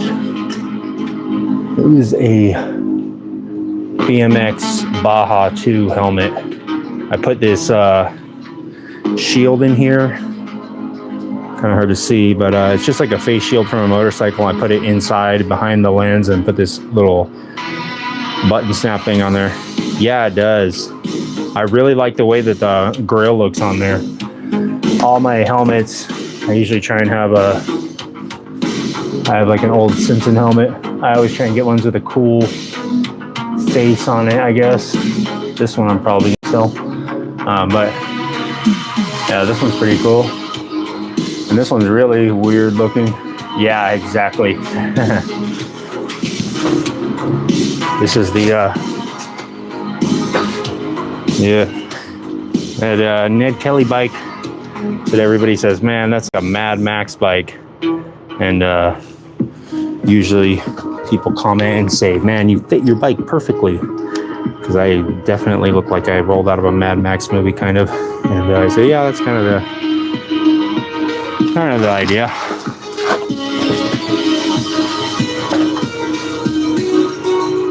Okay, let me make sure this is tight. It is. It's good.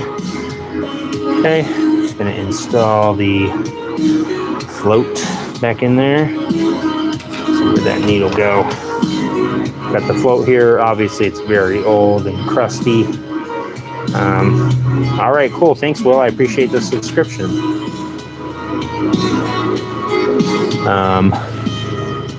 Just going to put the float back in there. If you find that your motorcycle or anything with a carburetor is overflowing with gas, it could be that the float needle is stuck and it won't go up the way it should, or it could also be that your float has a little hole in it, and these do deteriorate over time, and instead of floating up like this, or actually it looks like this. So I believe it would float up like this if this needle was actually sitting up the way it normally does. Gosh, just like this.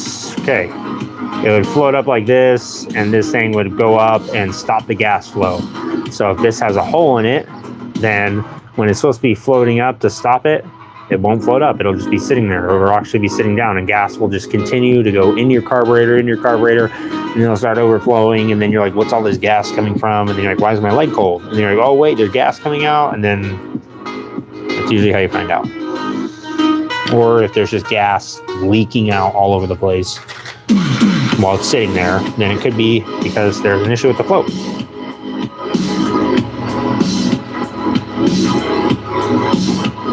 Johnson 15 rotted a tiny seal. Oh yeah. Yeah, it could also, it could be if your carb's overflowing, that little tiny needle in there could be corroded as well. Yeah, exactly. So yeah, it could, if you're having an issue with your carburetor overflowing or anything like that, it could just be something as simple as just a little piece of rubber that's corroded, or a little tiny piece of plastic that has a hole in it, and causing all sorts of chaos in your carburetor. But like I said, luckily for me with these carburetors, everything is pretty easily available. So if anything breaks, I think they use these carburetors on maybe several different motorcycles, I would guess. So if that's usually the case, then you can find the parts pretty easily for it, and don't have to worry too much. So don't feel intimidated. And not like I did when I first started working on bikes. I was intimidated to even adjust my handlebars. I was like, man, I don't even know. And I was like, nah, you just gotta get into it. Oh yeah, just an O-ring? I bet. I've never worked on a boat motor. Yeah, exactly. That's exactly what I was about to say, Jason. I have no opposition to trying it. I've never even touched a boat motor. But you know what? I'll give it a go. I'd be interested. What is this music going on? Hold on. Let me just... The world... It became the most sad live motorcycle video ever. Like someone's on the verge of losing their life or something.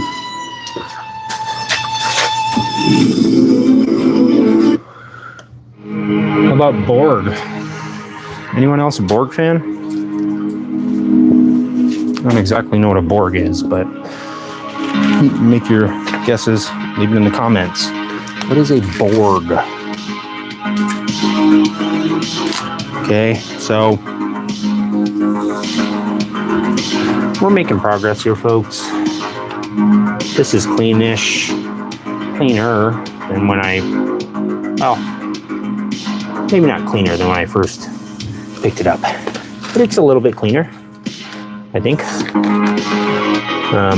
I will go ahead and take the carb slide needle, I think that's what it's called. Take that and give it a little spritz after I put on this little this little washer that I was about to forget about. Put that on there. I actually, yeah, I know this won't run right. It doesn't have that. Save that story for another day. Story of the carb needle washer. Sad story.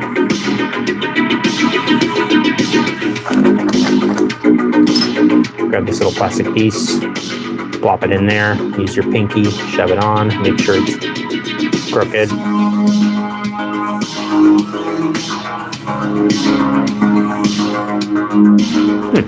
Interesting. Okay, throw your spring right in there. Bada bing, bada boom.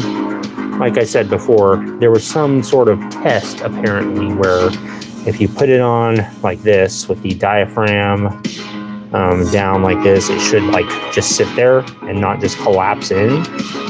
But these might be, I think these are aftermarket diaphragms. Also, that's not even seated on there. And it could have been on just the one. I think I learned that from TJ Brutal Customs when I was working on Honda Shadow, my old Honda Shadow. I think he was the one that I got the tip from, if I remember correctly. But I don't know if that's real. I don't know if that's applicable on all models, on all year makes models. Oh, perfect. Okay, where'd that screw go? Got the carb hat and the little choke cable holder piece thing. Make sure the spring's on there. And then we'll put one of these. Yeah, it has spring pressure to pop it up. Maybe I was just being paranoid on the last one. Okay.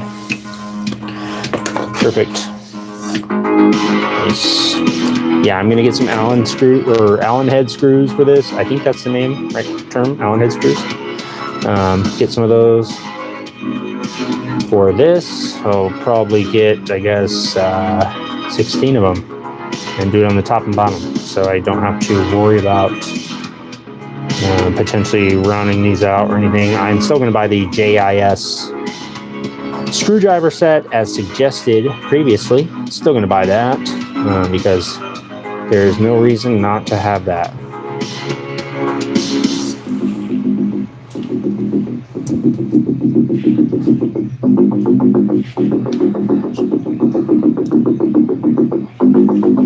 Yeah, exactly, Will.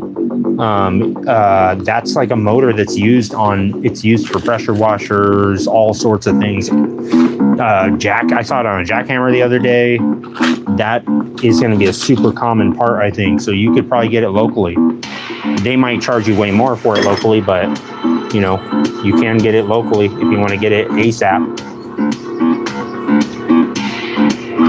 If you're living somewhere where it snows, I would guess a snowblower store would have it. I would bet almost anything that snowblowers would use those motors. Oh, what's up, Gaz87 Yorkshire Salt? I am working on the 1990 EX500 carburetors. I can't remember the name of them, but someone said the name, the Kian CVK carburetors. CVK twin carburetors. How you doing, mate? I'm joined here with Courtney Love, and yeah, this is the Kawasaki EX500 that I'm working on. Where are you from, Gaz? Are you from Yorkshire?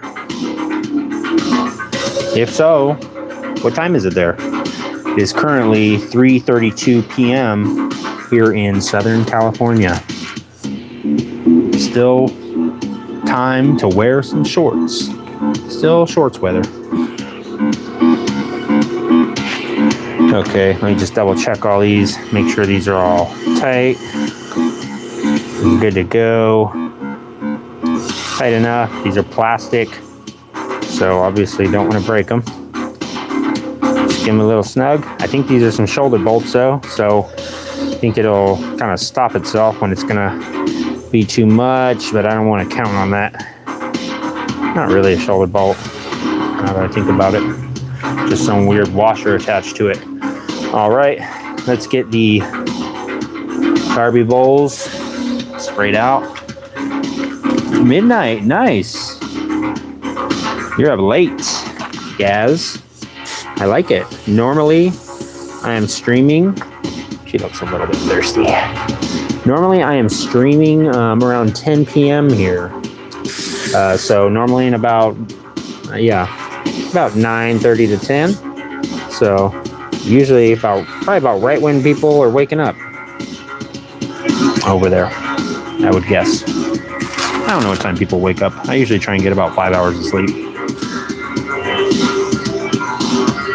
if I'm lucky. All right, put the carb bowl back on. Let me make sure everything's in there. Yeah, it looks like everything's pretty much in there. If I forgot something, I forgot something. There's a small animal that crawled out of this carburetor when I first got it. And that is also because this is also used as a mouse trap, in case anyone's curious. I'm working on a very sophisticated mouse trap.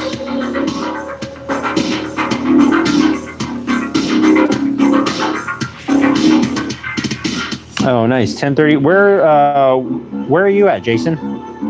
Oh, you're Australia. That's right. Wow, man. 10:30 a.m. So, Jason, is it? Let's see. Here it is, November 4th. Is it November 5th over there in Australia?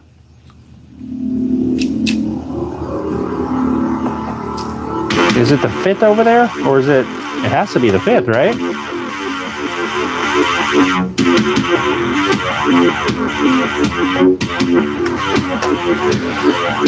Okay, these all tightened up and squared away, and then we'll install the carbs back onto the bike. That is, if time permits. I do have 2 small children, and at any point there can be outbursts and there can be daddy duties, and I can end a live stream at any point. But maybe I will complete the project today. Anyone want a sip? Courtney? She does not seem to want any, and I will go ahead and just dump. It's a rag that I'm using. The only rag I have available right now, some mechanical robot baby that will most likely lose its skin at some point today. If you guys have never dissected baby dolls, it is very entertaining. There's all sorts of different things that happen. There's all sorts of little mechanical bits and pieces. It's very fun. Maybe later on today is this. This is a baby doll, and its head is floppy, but I can feel there is lots of electronics and motors inside here and stuff. So maybe later on today we'll take this apart and take it and see what's inside. And yeah, we will go ahead and do a little scientific project, a little dissection of my choice. I didn't really enjoy dissecting animals in high school. Mainly because of smell. The liquid that was around all the animals we were dissecting, the smell did not line up with the way that it tasted. It was completely off. The smell tasted really good. I tasted it. The taste was not as strong. And I'm not sure what the fluid is that they had, but we were dissecting baby pigs. And again, the smell, it made me think like, okay, this is going to taste delicious. And it did not taste delicious. So hence my reason for not liking to dissect animals, but I do collect some taxidermy stuff. So it's kind of my favorite thing. Taxidermy specimens, motorcycles, and masks, helmets, motorized objects, and all that stuff. Carburetor, cleanish. Let me get a good spritz before I throw it back together. Probably should have done this while the bowls were off, but you know, I lack the thinking when it comes to live performances. I just roll with it. Okay, well, now that I've inhaled, right now, Ryan, we are working on 3 mini mess grill Goldwing carb. Ryan, we are working on the EX500 carb. But if you want to talk Goldwings, I have a BMW K1100 touring bike over there that I am currently falling in love with. Current bike lineup, we have the Ultima 127 Chopper Project, the 1977 CB750, the current bike, the 1990 X500. Oh yeah, almost forgot about this one. 1981 Shovelhead. Fixing this bike, the Vulcan 900 for my buddy. This is my daily driver, the Yamaha Roadstar 1600. The Ned Kelly bike, as the Australians like to call it, for good reason. But yeah, if you like Goldwings, this is a nice little, I don't know if it's a competitor to Goldwing, but this is a cool bike that I've been riding recently. BMW K1100 1994. I just got that running recently. There's a new little mini GY6 Lifan, not Lifan, it's a Lance Milan GY6 150cc scooter that I'm fixing up for my buddy Andres. And then last, got the SSR 150 pit bike. Yeah, the plan with the CB750, oh yeah, I also have this rigid frame that I'll be working on. The plan with the CB750, I have some long girder forks for it. As far as fully restoring it, I don't think I'll do that. I think I'm probably going to make it into some long fork chopper. Like I said, I don't usually sell any of my bikes. I normally just make them, wreck them, then get another one. So this is right now the most amount of motorcycles I have had in my possession at one time.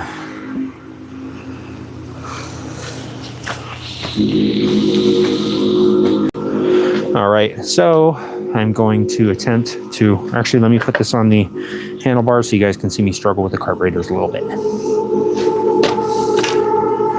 It's almost done. And Courtney is happy to hear it. I also have a couple of spark plugs to throw in there, so give it all the best chance that it possibly could get. Okay, I will need this. I will also need my 10 millimeter. Okay. Got the carburetor And the 10. Move this. Can't remember the name of this. It's like the PCV. I don't think it's just a PCV valve. I think it's something else. Can't remember the exact name. But yeah, I'm trying to stuff these carbs in here.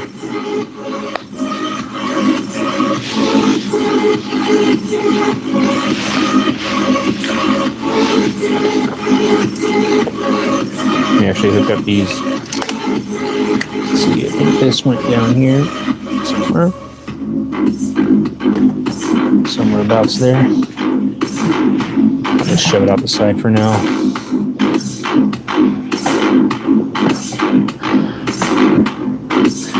Did not realize this was coming off like this.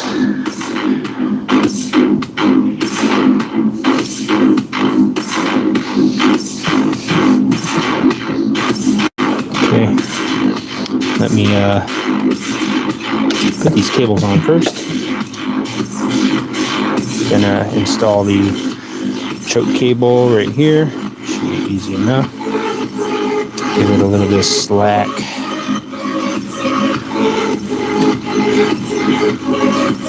This choke cable probably needs to be replaced because it was pretty mangled up when I got it.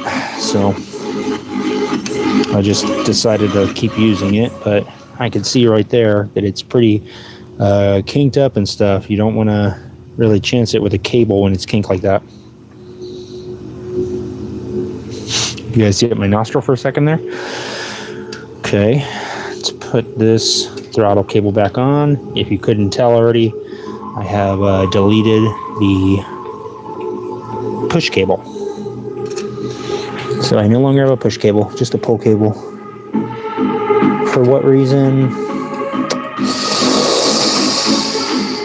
You tell me. I don't know. I don't know it anymore. Let me get my little pick real quick. Quick pick. You heard me right. I said quick pick.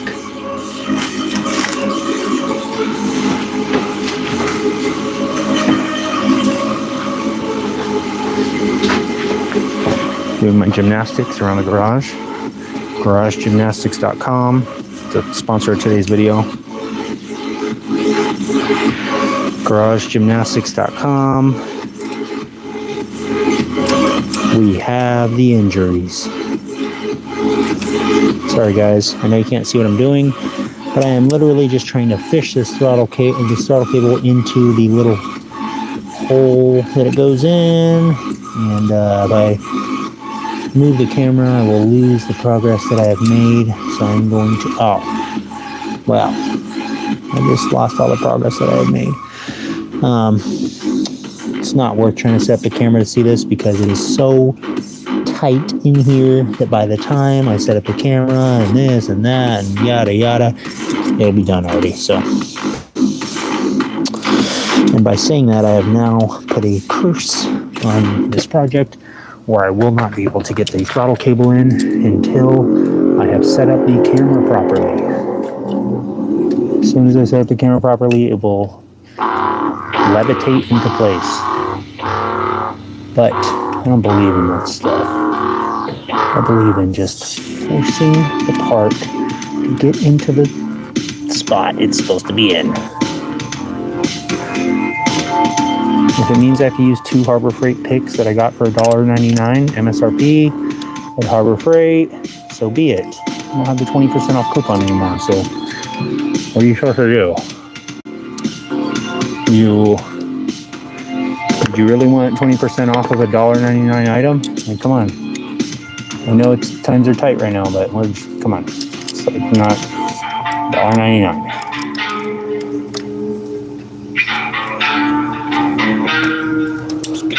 This is semi-hard to do because this stupid little fuel rail, crossover rail thing is right in the way.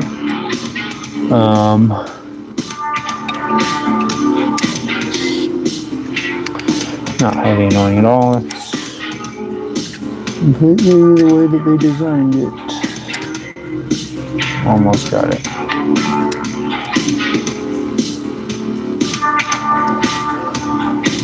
If I had little tiny hands, I could easily do it. See if we can move this little hose out of the way real quick. If I can move it out of the way, then I can move it back in the way. Therefore, it can be reversed. Therefore, I can do it. Okay, that does make it slightly easier. I think the problem is this cable is kind of twisted around. There we go.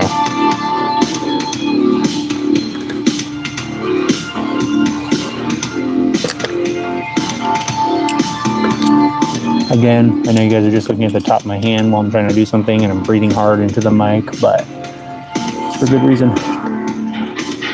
I am trying to get this thing to work.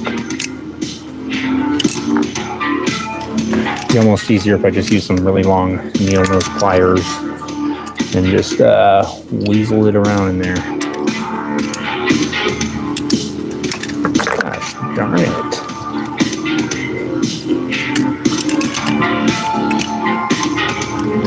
In the instruction manual, it says take a small child and have them do this part because your hands have to be that small. Do this. I guess I could just take it out and not be a dumb idiot. The carburetor is not attached yet. Why didn't you guys say anything? You could have just said, hey, dummy, why don't you take the carburetor out? Is it attached already? And I said, no. He said, well, why don't you just take it out? Make it 10 times easier. And I said, well, that would make it way too easy. And what's the entertainment? Where's the entertainment in that? That would make me look like I was competent. And that's like the opposite of what I'm aiming for here. I'm trying to show how any incompetent person can work on their motorcycle and kind of fix it a little bit. Not really fully restore it, but, you know, fix it. Regular old Joe here. Not Joe, my real name. But just your average Joe. Just cutting along, putting on a throttle cable for an EX500 1990. In case anyone was following along and they were like looking for a channel that was working on a 1990 EX500, you found the channel. And if you're working on your throttle cable right now, you have found the exact video that you should watch if you want to see someone struggle alongside with you. There it is. Got it. Kind of. Why is it crooked now? The heck? What's going on, Kawasaki? You designed this part so crooked. I know it's not me. It's a problem. Definitely the part.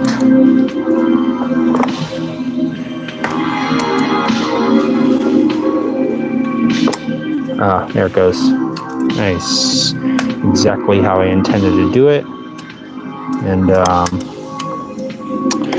yeah. What do you guys think? Let me see how long ago someone said take the carburetor off. Probably about 10 minutes ago.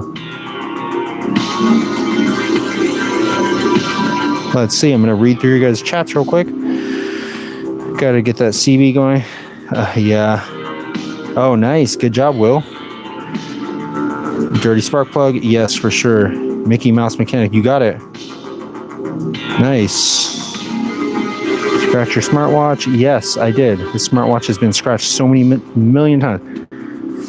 Spark plug. Yes, you're probably right. It was this spark plug on this side was barely firing. So that's why I got some new spark plugs. But I was like, if I already took the tank off and everything, I might as well take the carbs off and clean it. Is Halloween my favorite day of the year? Not really, no. Yes, Carlos.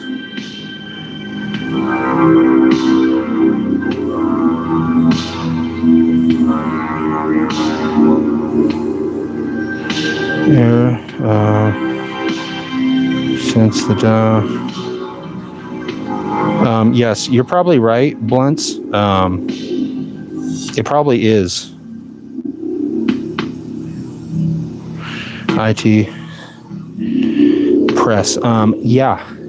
Yes. First off, Halloween, not my favorite day of the year. I didn't go trick-or-treating until I was, I don't know, 17 years old.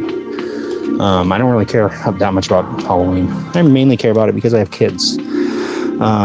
Second, yes, we need the background noise, buddy. We have to have it. All right, this is Fang's Garage. This is what we do. I don't know why people don't like the background music, but someone said that the other day, and then everyone was like, actually, I like the music. Somebody said they specifically came here because I was listening to this music, but I just prefer the music. Third, yes, I just keep Courtney here. She is just monitoring the whole situation and making sure that everything is being done in a savory manner. She's not very good at doing her job. But yes, Blunts, I believe that you are correct. I think that that's probably why it was running like crap. Also, when I was cleaning out the carb, it did look like one of the pilot jets was pretty gummed up. So I'm guessing that that's probably the issue. And yes, you're right, Carlos. I never said I was no master mechanic. I actually said that I said if you are following along right now, you better not be doing what I'm doing, because you're probably destroying your motorcycle right now. So you are correct, Carlos. I'm not a MMI certified mechanic. Make sure there's a little tiny bit of slack in there. Okay. That's okay, Carlos. We're just having fun here. This is for entertainment purposes only. Do not attempt. Do not follow along. Do not bend this tube like this, or else you will regret it. But yes, I am not by any means a certified mechanic, and I am not offering any advice. I am just offering a little glimpse into Fang's Garage live right now. That's what you're watching, Carlos, and I'm glad you're here, actually. And I was going to see what you were up to. I was going to see what you're doing. I haven't talked to you in a while.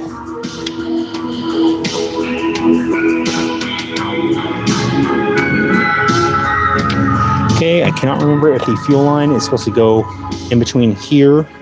I don't think I fished it out, so I'm going to guess it goes here.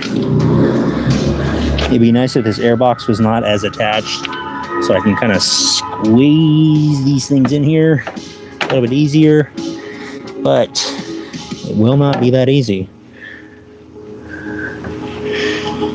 Let's see.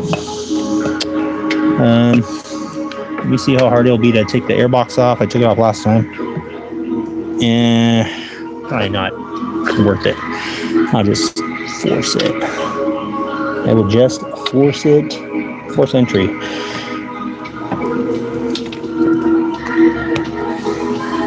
Probably ruin the rubber in doing so.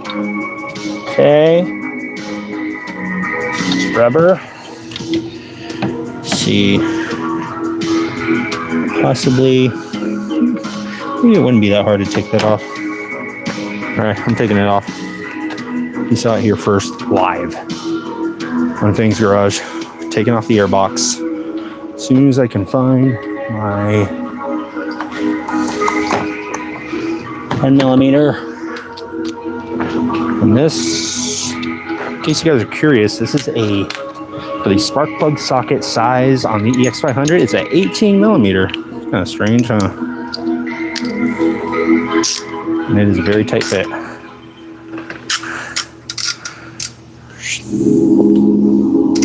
But no, I didn't even really decorate for Halloween, to be honest with you. If you watched any of my videos, you'd see I've had this stuff. How about this? I've had this weird stuff for years. It's probably why I don't really care about Halloween.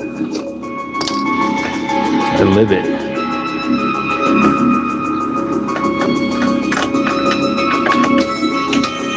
I embrace it.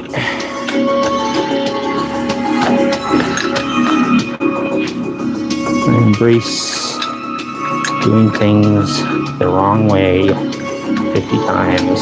And then finally being like, oh, that's what I did wrong. That's how I learn.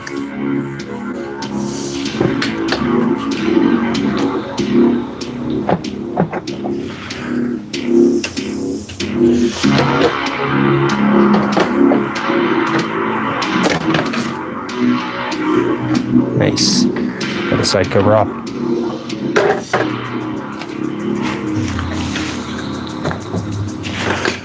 remember correctly, the last time I did this, I just moved the airbox back a little bit.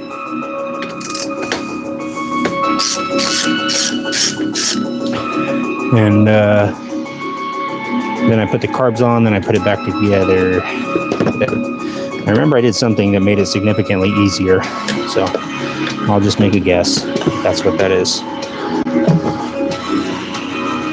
At least it'll give me a little bit of wiggle room. See if that'll...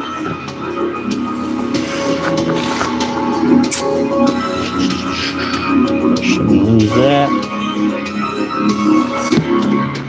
Oh yeah, that'll make it way easier. Okay, so I'll attach it onto the airbox side first.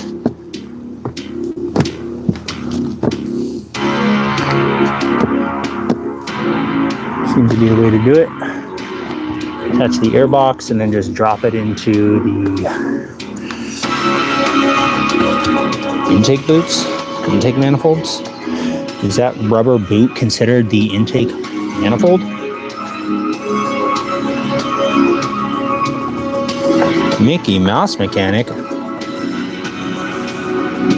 does that mean? Actually, now that I think about it, I was actually thinking about going to Disneyland this year. I was like, man, that'd be fun.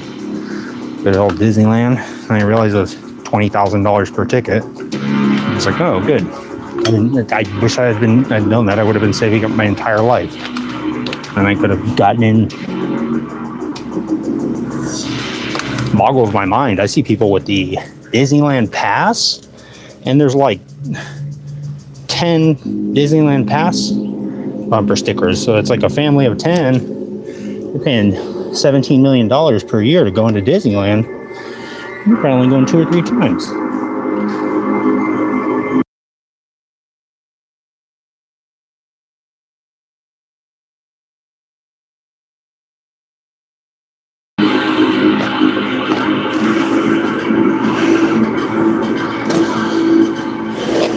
Alright. It's just about squared away. I think. Just tighten this up. What does that mean, Carlos? Mickey Mouse mechanic? Is that somebody that's like someone that's working at the facilities to maintain like the vehicles at Disneyland? I would assume that's probably a hard job to get, if that's what you're saying. And if that's the case, I thank you for the compliment. Or is it like Mickey Mouse, like he doesn't know what he's doing? In which case, like, I mean, how do you know he doesn't know what he's doing? Maybe he's just playing along. Maybe he's just playing a character. Like Larry the Cable Guy. You know, it's not his real name. His name's not actually Larry.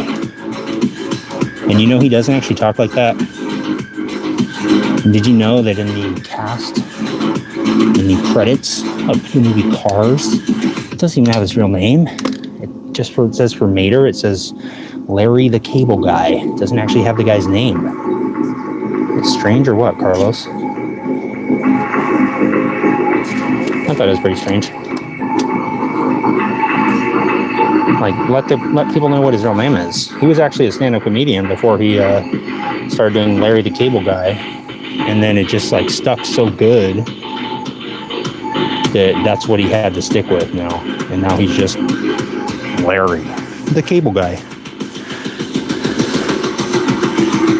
No one even knows his real name, even his own family. I have no idea what his actual name is. I'm gonna put in this D9EA NGK spark plug that I've dropped on the floor 2 times now. They said it was pre-gapped. We'll see. We will see, Carlos. Let me read your guys' chats. I haven't been paying attention. Sorry, guys.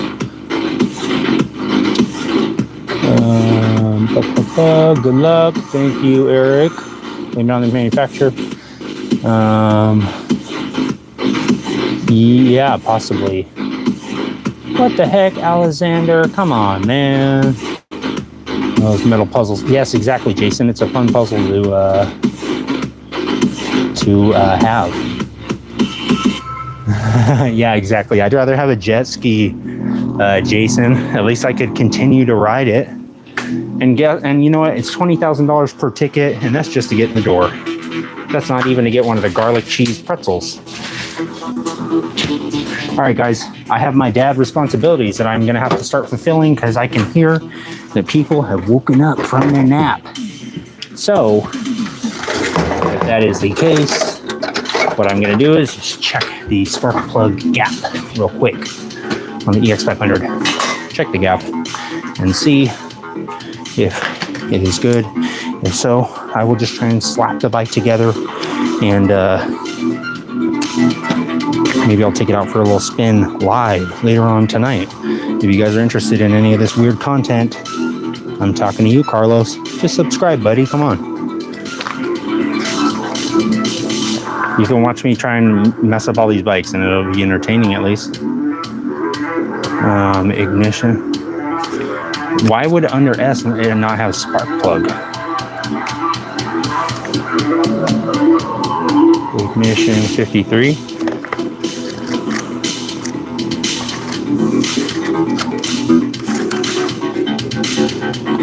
Spark plug gap. Table 8. Spark plug type. Not even the right spark plug in there. Gap 0.6, 0.7. Okay. Check this real quick.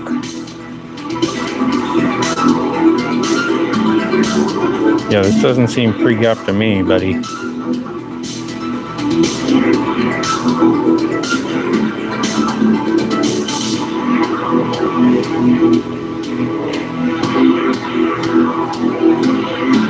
Does not seem pre-gapped to me.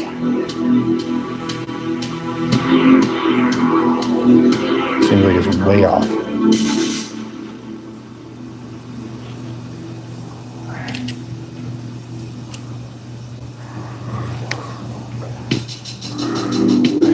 I mean, 0.7 for a spark plug gap seems like huge. 0.6 to 0.7. That's what it's calling for. I don't know if that's correct, but that's what it's saying on the gauge. Let me check. Try it out real quick. Then I'm going to have to, I think, pretty much stop right here. Let me get a little close up. And on the spark plug, you guys can see what the spark looks like, hopefully. Hold on, let me reposition this camera real quick.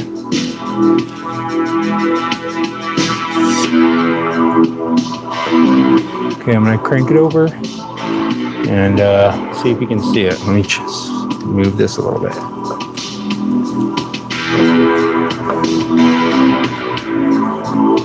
Okay, turn it on and crank it.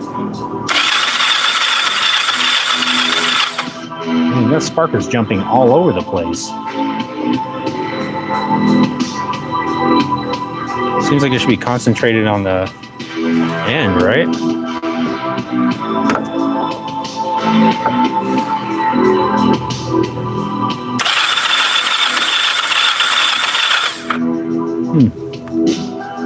Seems off to me. Let me check the gap on the old one and see what it looks like.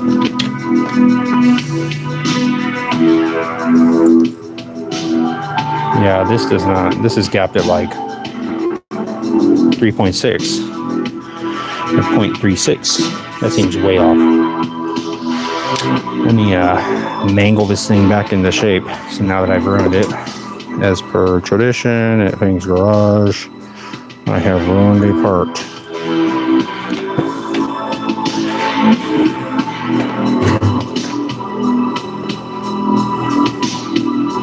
Oops. Sorry guys, I didn't know if the camera was messed up. Why'd you look at me like that? Give me that weird look. Okay. Let me simply fix my mistake in the most Mickey Mouse. I wish I could do a Mickey Mouse voice now. Way.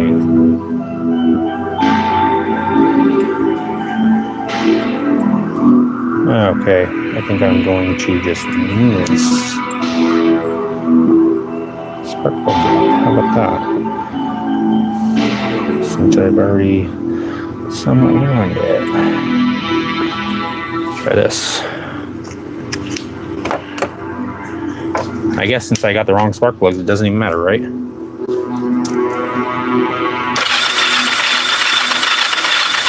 Yeah, that seems way better. Right? Don't answer that.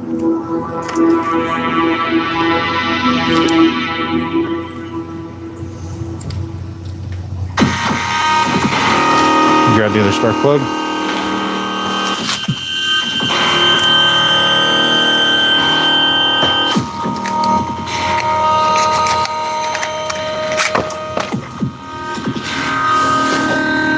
Okay.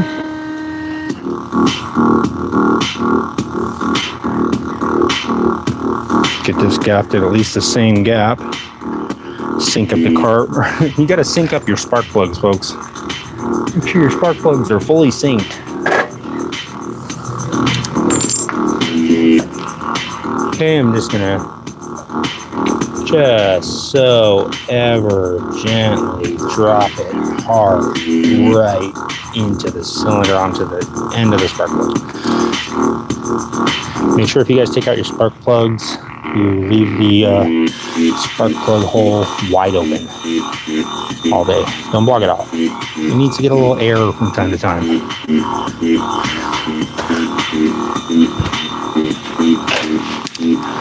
Okay. Throw this on. Throw that on. And we're done. Oh, okay. Well, you know what? To be honest with you, Lyle, about hints in the videos, I'm not saying you're wrong. I'm not saying you're right, but I'm not saying you're wrong, Lyle. You might want to watch the videos very closely. Maybe you'll see something that I've hidden. And maybe I've been actually planning on digging and hiding something.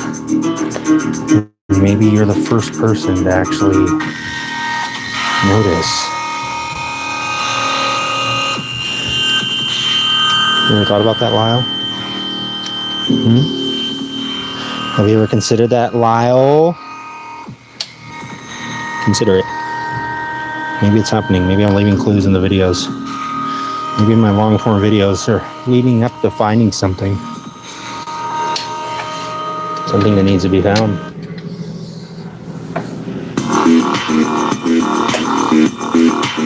Maybe you're onto something, Lyle.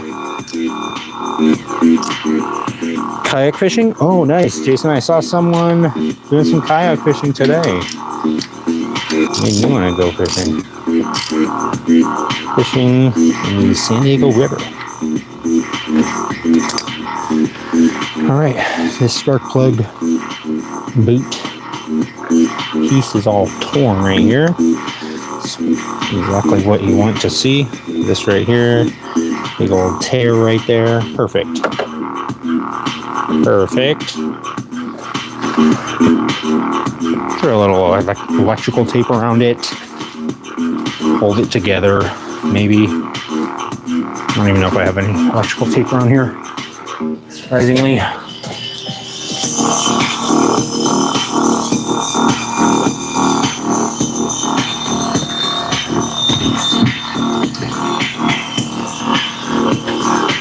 Okay, guys, I am going to have to end this shortly, but I want to try and get it at least assembled.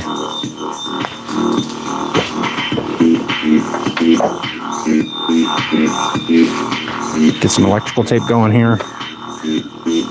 Thinking of you, Carlos. I hope you're still here. I hope the bike starts, buddy.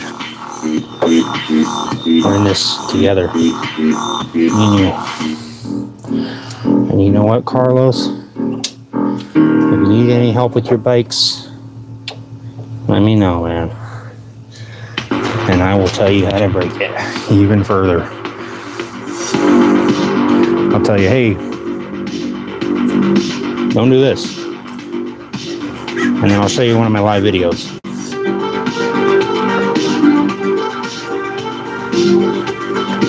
As long as you do the opposite, it should be good, I think.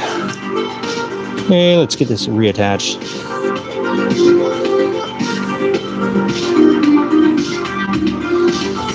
Good to go.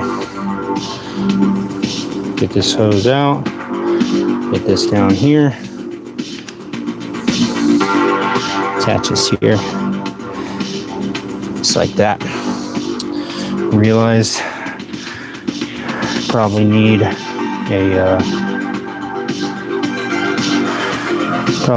hose. Maybe I'll just be able to cut the stock one.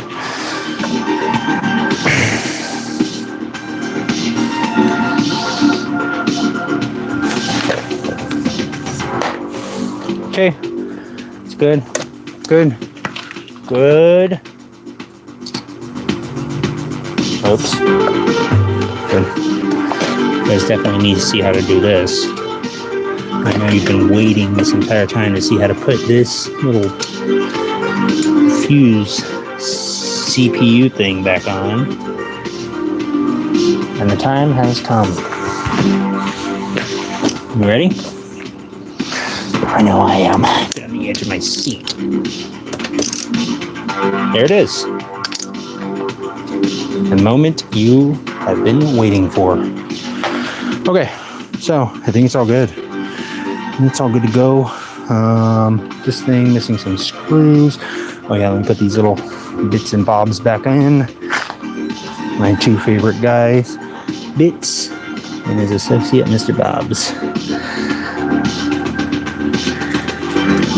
They seem to be making themselves at home around the garage. All sorts of little bits and bobs and parts and pieces and who knows what else. Don't tell me you're going to give me a hard time. Got one. Gotta get the other. Again, normally I am doing a live stuff around 9:30, 10 o'clock until, I don't know, 11:30 p.m. Midnight sometimes. Last night it was midnight. If you guys want to tune in and see more of this weird content, feel free to do exactly what Richard Ortiz probably did before he retracted his message. He probably said, "Hey, I'm subscribing." And then he retracted his message and he said, "I don't want anyone else to subscribe because what if they all learn the knowledge? And I don't learn it fast enough." So he probably said, subscribe if you want to watch more of this nonsense. I'm sure Carlos is subscribed too. This song, Caleb S., let me take a quick pause. I'll tell you.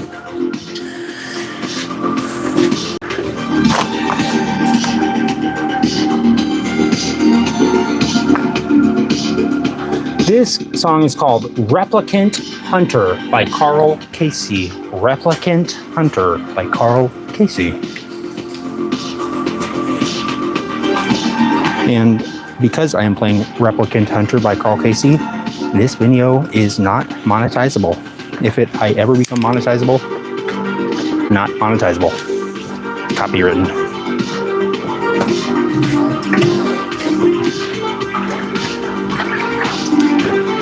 Ready?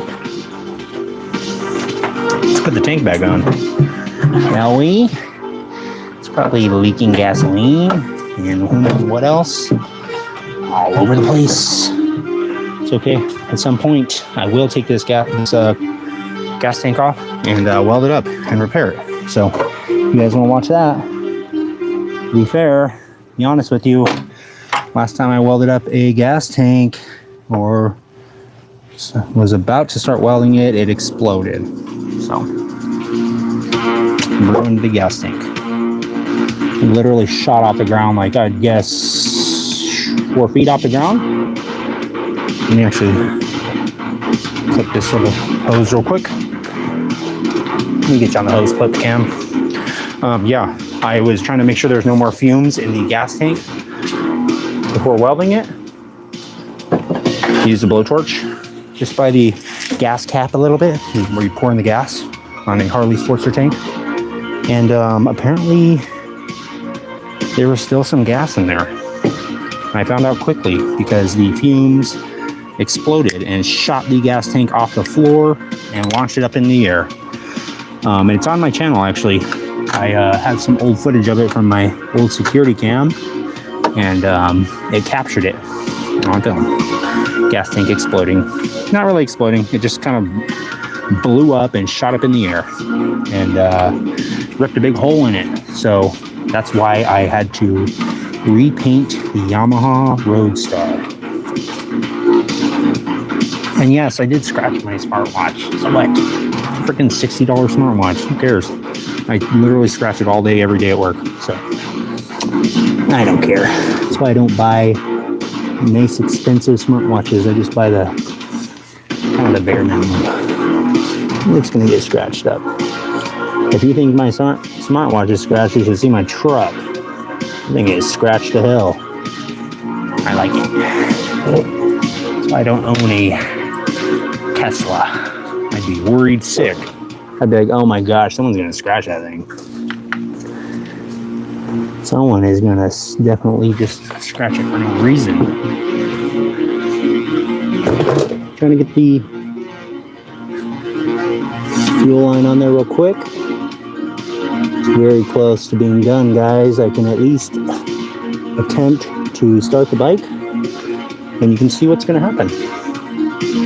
And then later on, I'll go live and ride it live. Last night, I'll publish the video whenever I get the chance, still processing, but yeah, I went live. I was done at midnight, went live, went for a ride, and the camera was pointed right at my face the entire time. And my buddy on there, Zach, had a good laugh about it and was like, he has no idea that his thing is backwards. And I didn't. And I thought it was actually pretty funny when I got home. But I was like, you know what? Redemption ride. So I took some time to do stuff to the EX500. I think I should be able to put this on like this. Let's see which way this goes. Let's do this.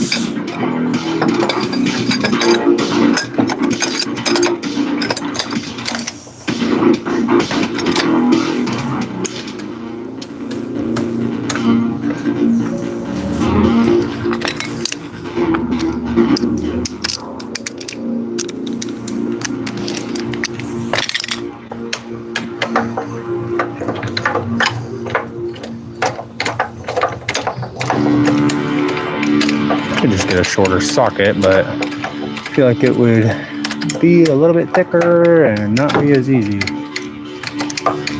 Should have just done this before I put the dang tank all up, but you know me, things garage style, we do it harder here.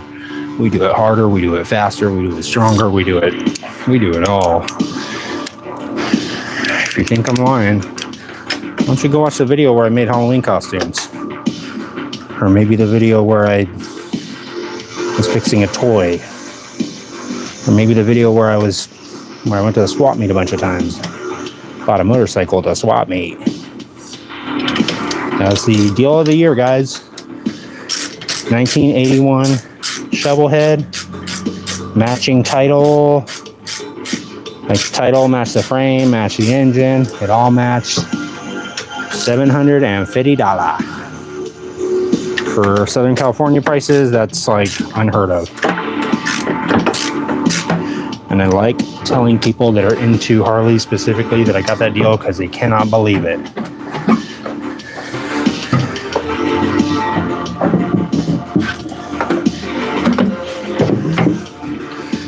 Nice. Make sure you scratch everything up. Okay. Where did I put that bolt? I'm guessing it's this one. This, and probably these two, this, and this. We're in the final stages before we start this bike up. See what I can do for you, the viewer.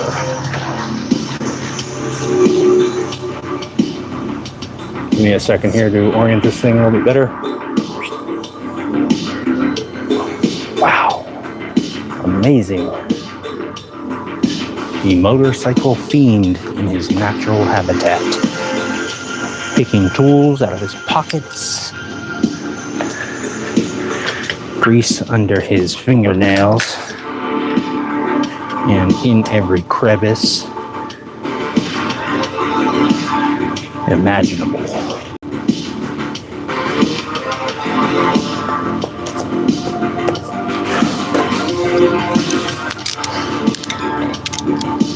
Okay, just gonna put this bolt on here. Okay, turn on the gas, get that flowing, and then put on the side covers. Not that these are necessary, but well, actually I'm gonna put these little screws on here real quick. Last 4 screws, and then I'm gonna start the bike. You heard it right, folks. Last 4, and then the bike is going to be started. Do I need to put these 4 screws in order to start the bike? No. But will I feel better about it? Yeah. Yeah. You know I'm going to feel way better about it.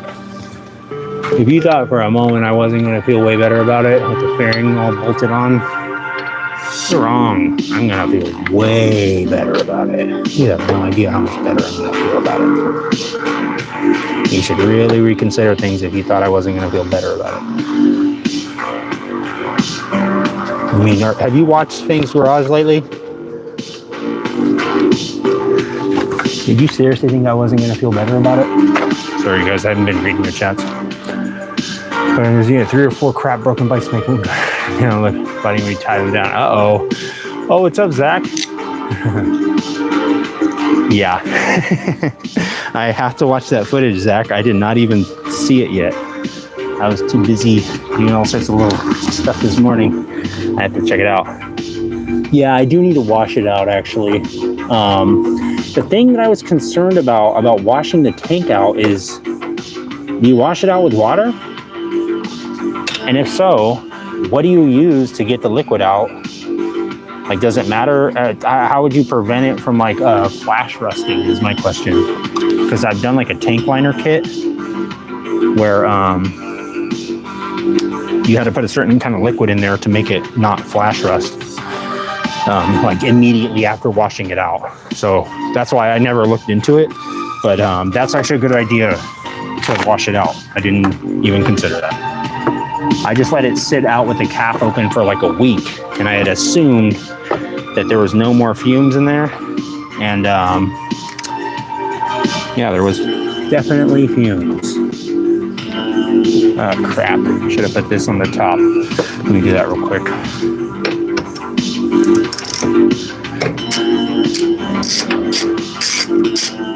Well, yeah, I'll do it real quick. Won't take long. Not more than 2 minutes. Start the timer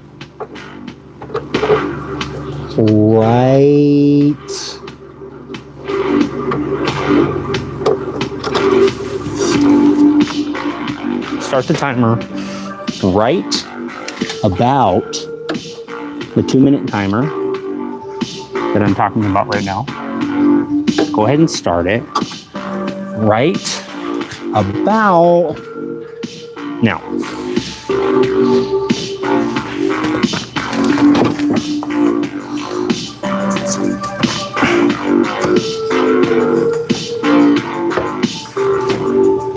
Oh crap. Go in there.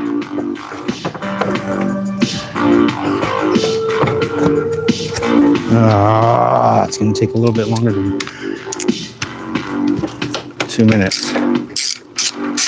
Almost. It was a dumb mistake. I didn't realize that the wiring loom goes underneath this bracket. Costly mistake.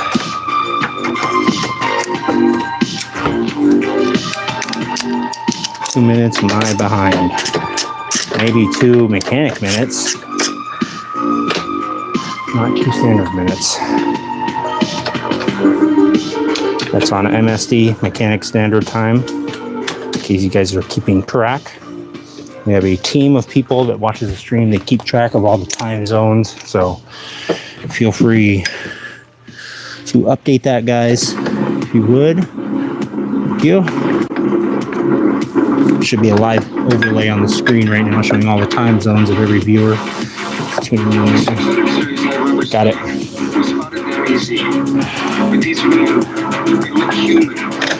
Almost there, guys.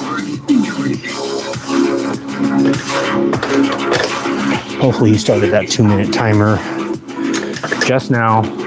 And I just said start it. I meant just start it right now. 2 minutes out and we're starting this bike.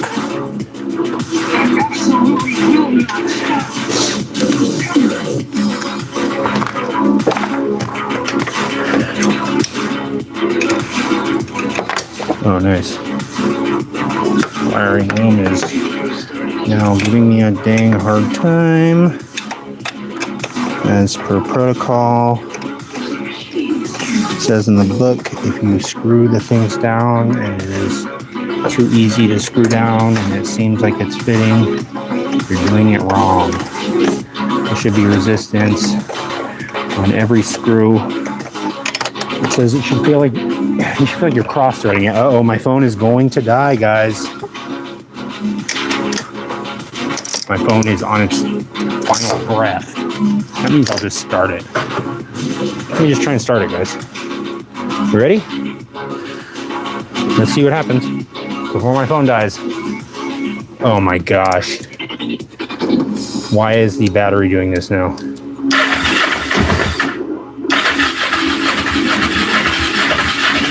Give it a second here, folks. Let the gas work its way through.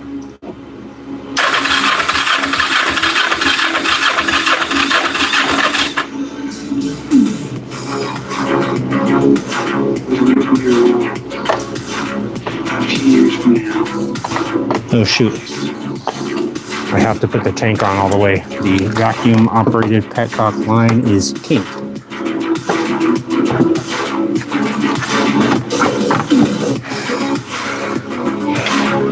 Oh, I won't start. Oh crap. Put that on wrong. Gosh dang.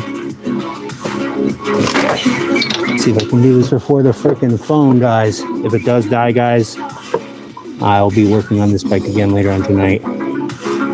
Let's see if I can get it started real quick.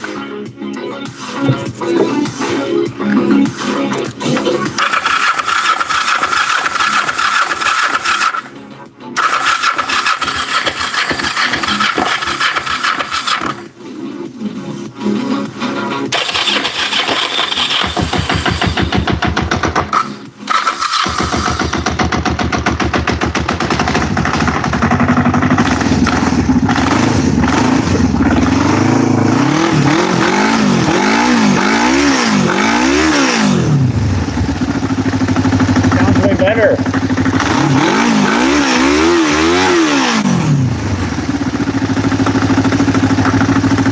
Nice. All right, guys, my phone is probably about, let's see. Oh, it's at 4%. Go subscribe. All right.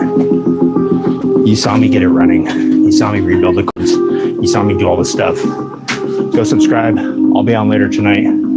Go press the button to subscribe or something. I don't know where it's at. But yeah, I'll be on later tonight. Do more streaming, do more dreaming, do more riding, and maybe I'll go take the EX500 out for a redemption ride since now it's running. All right, guys.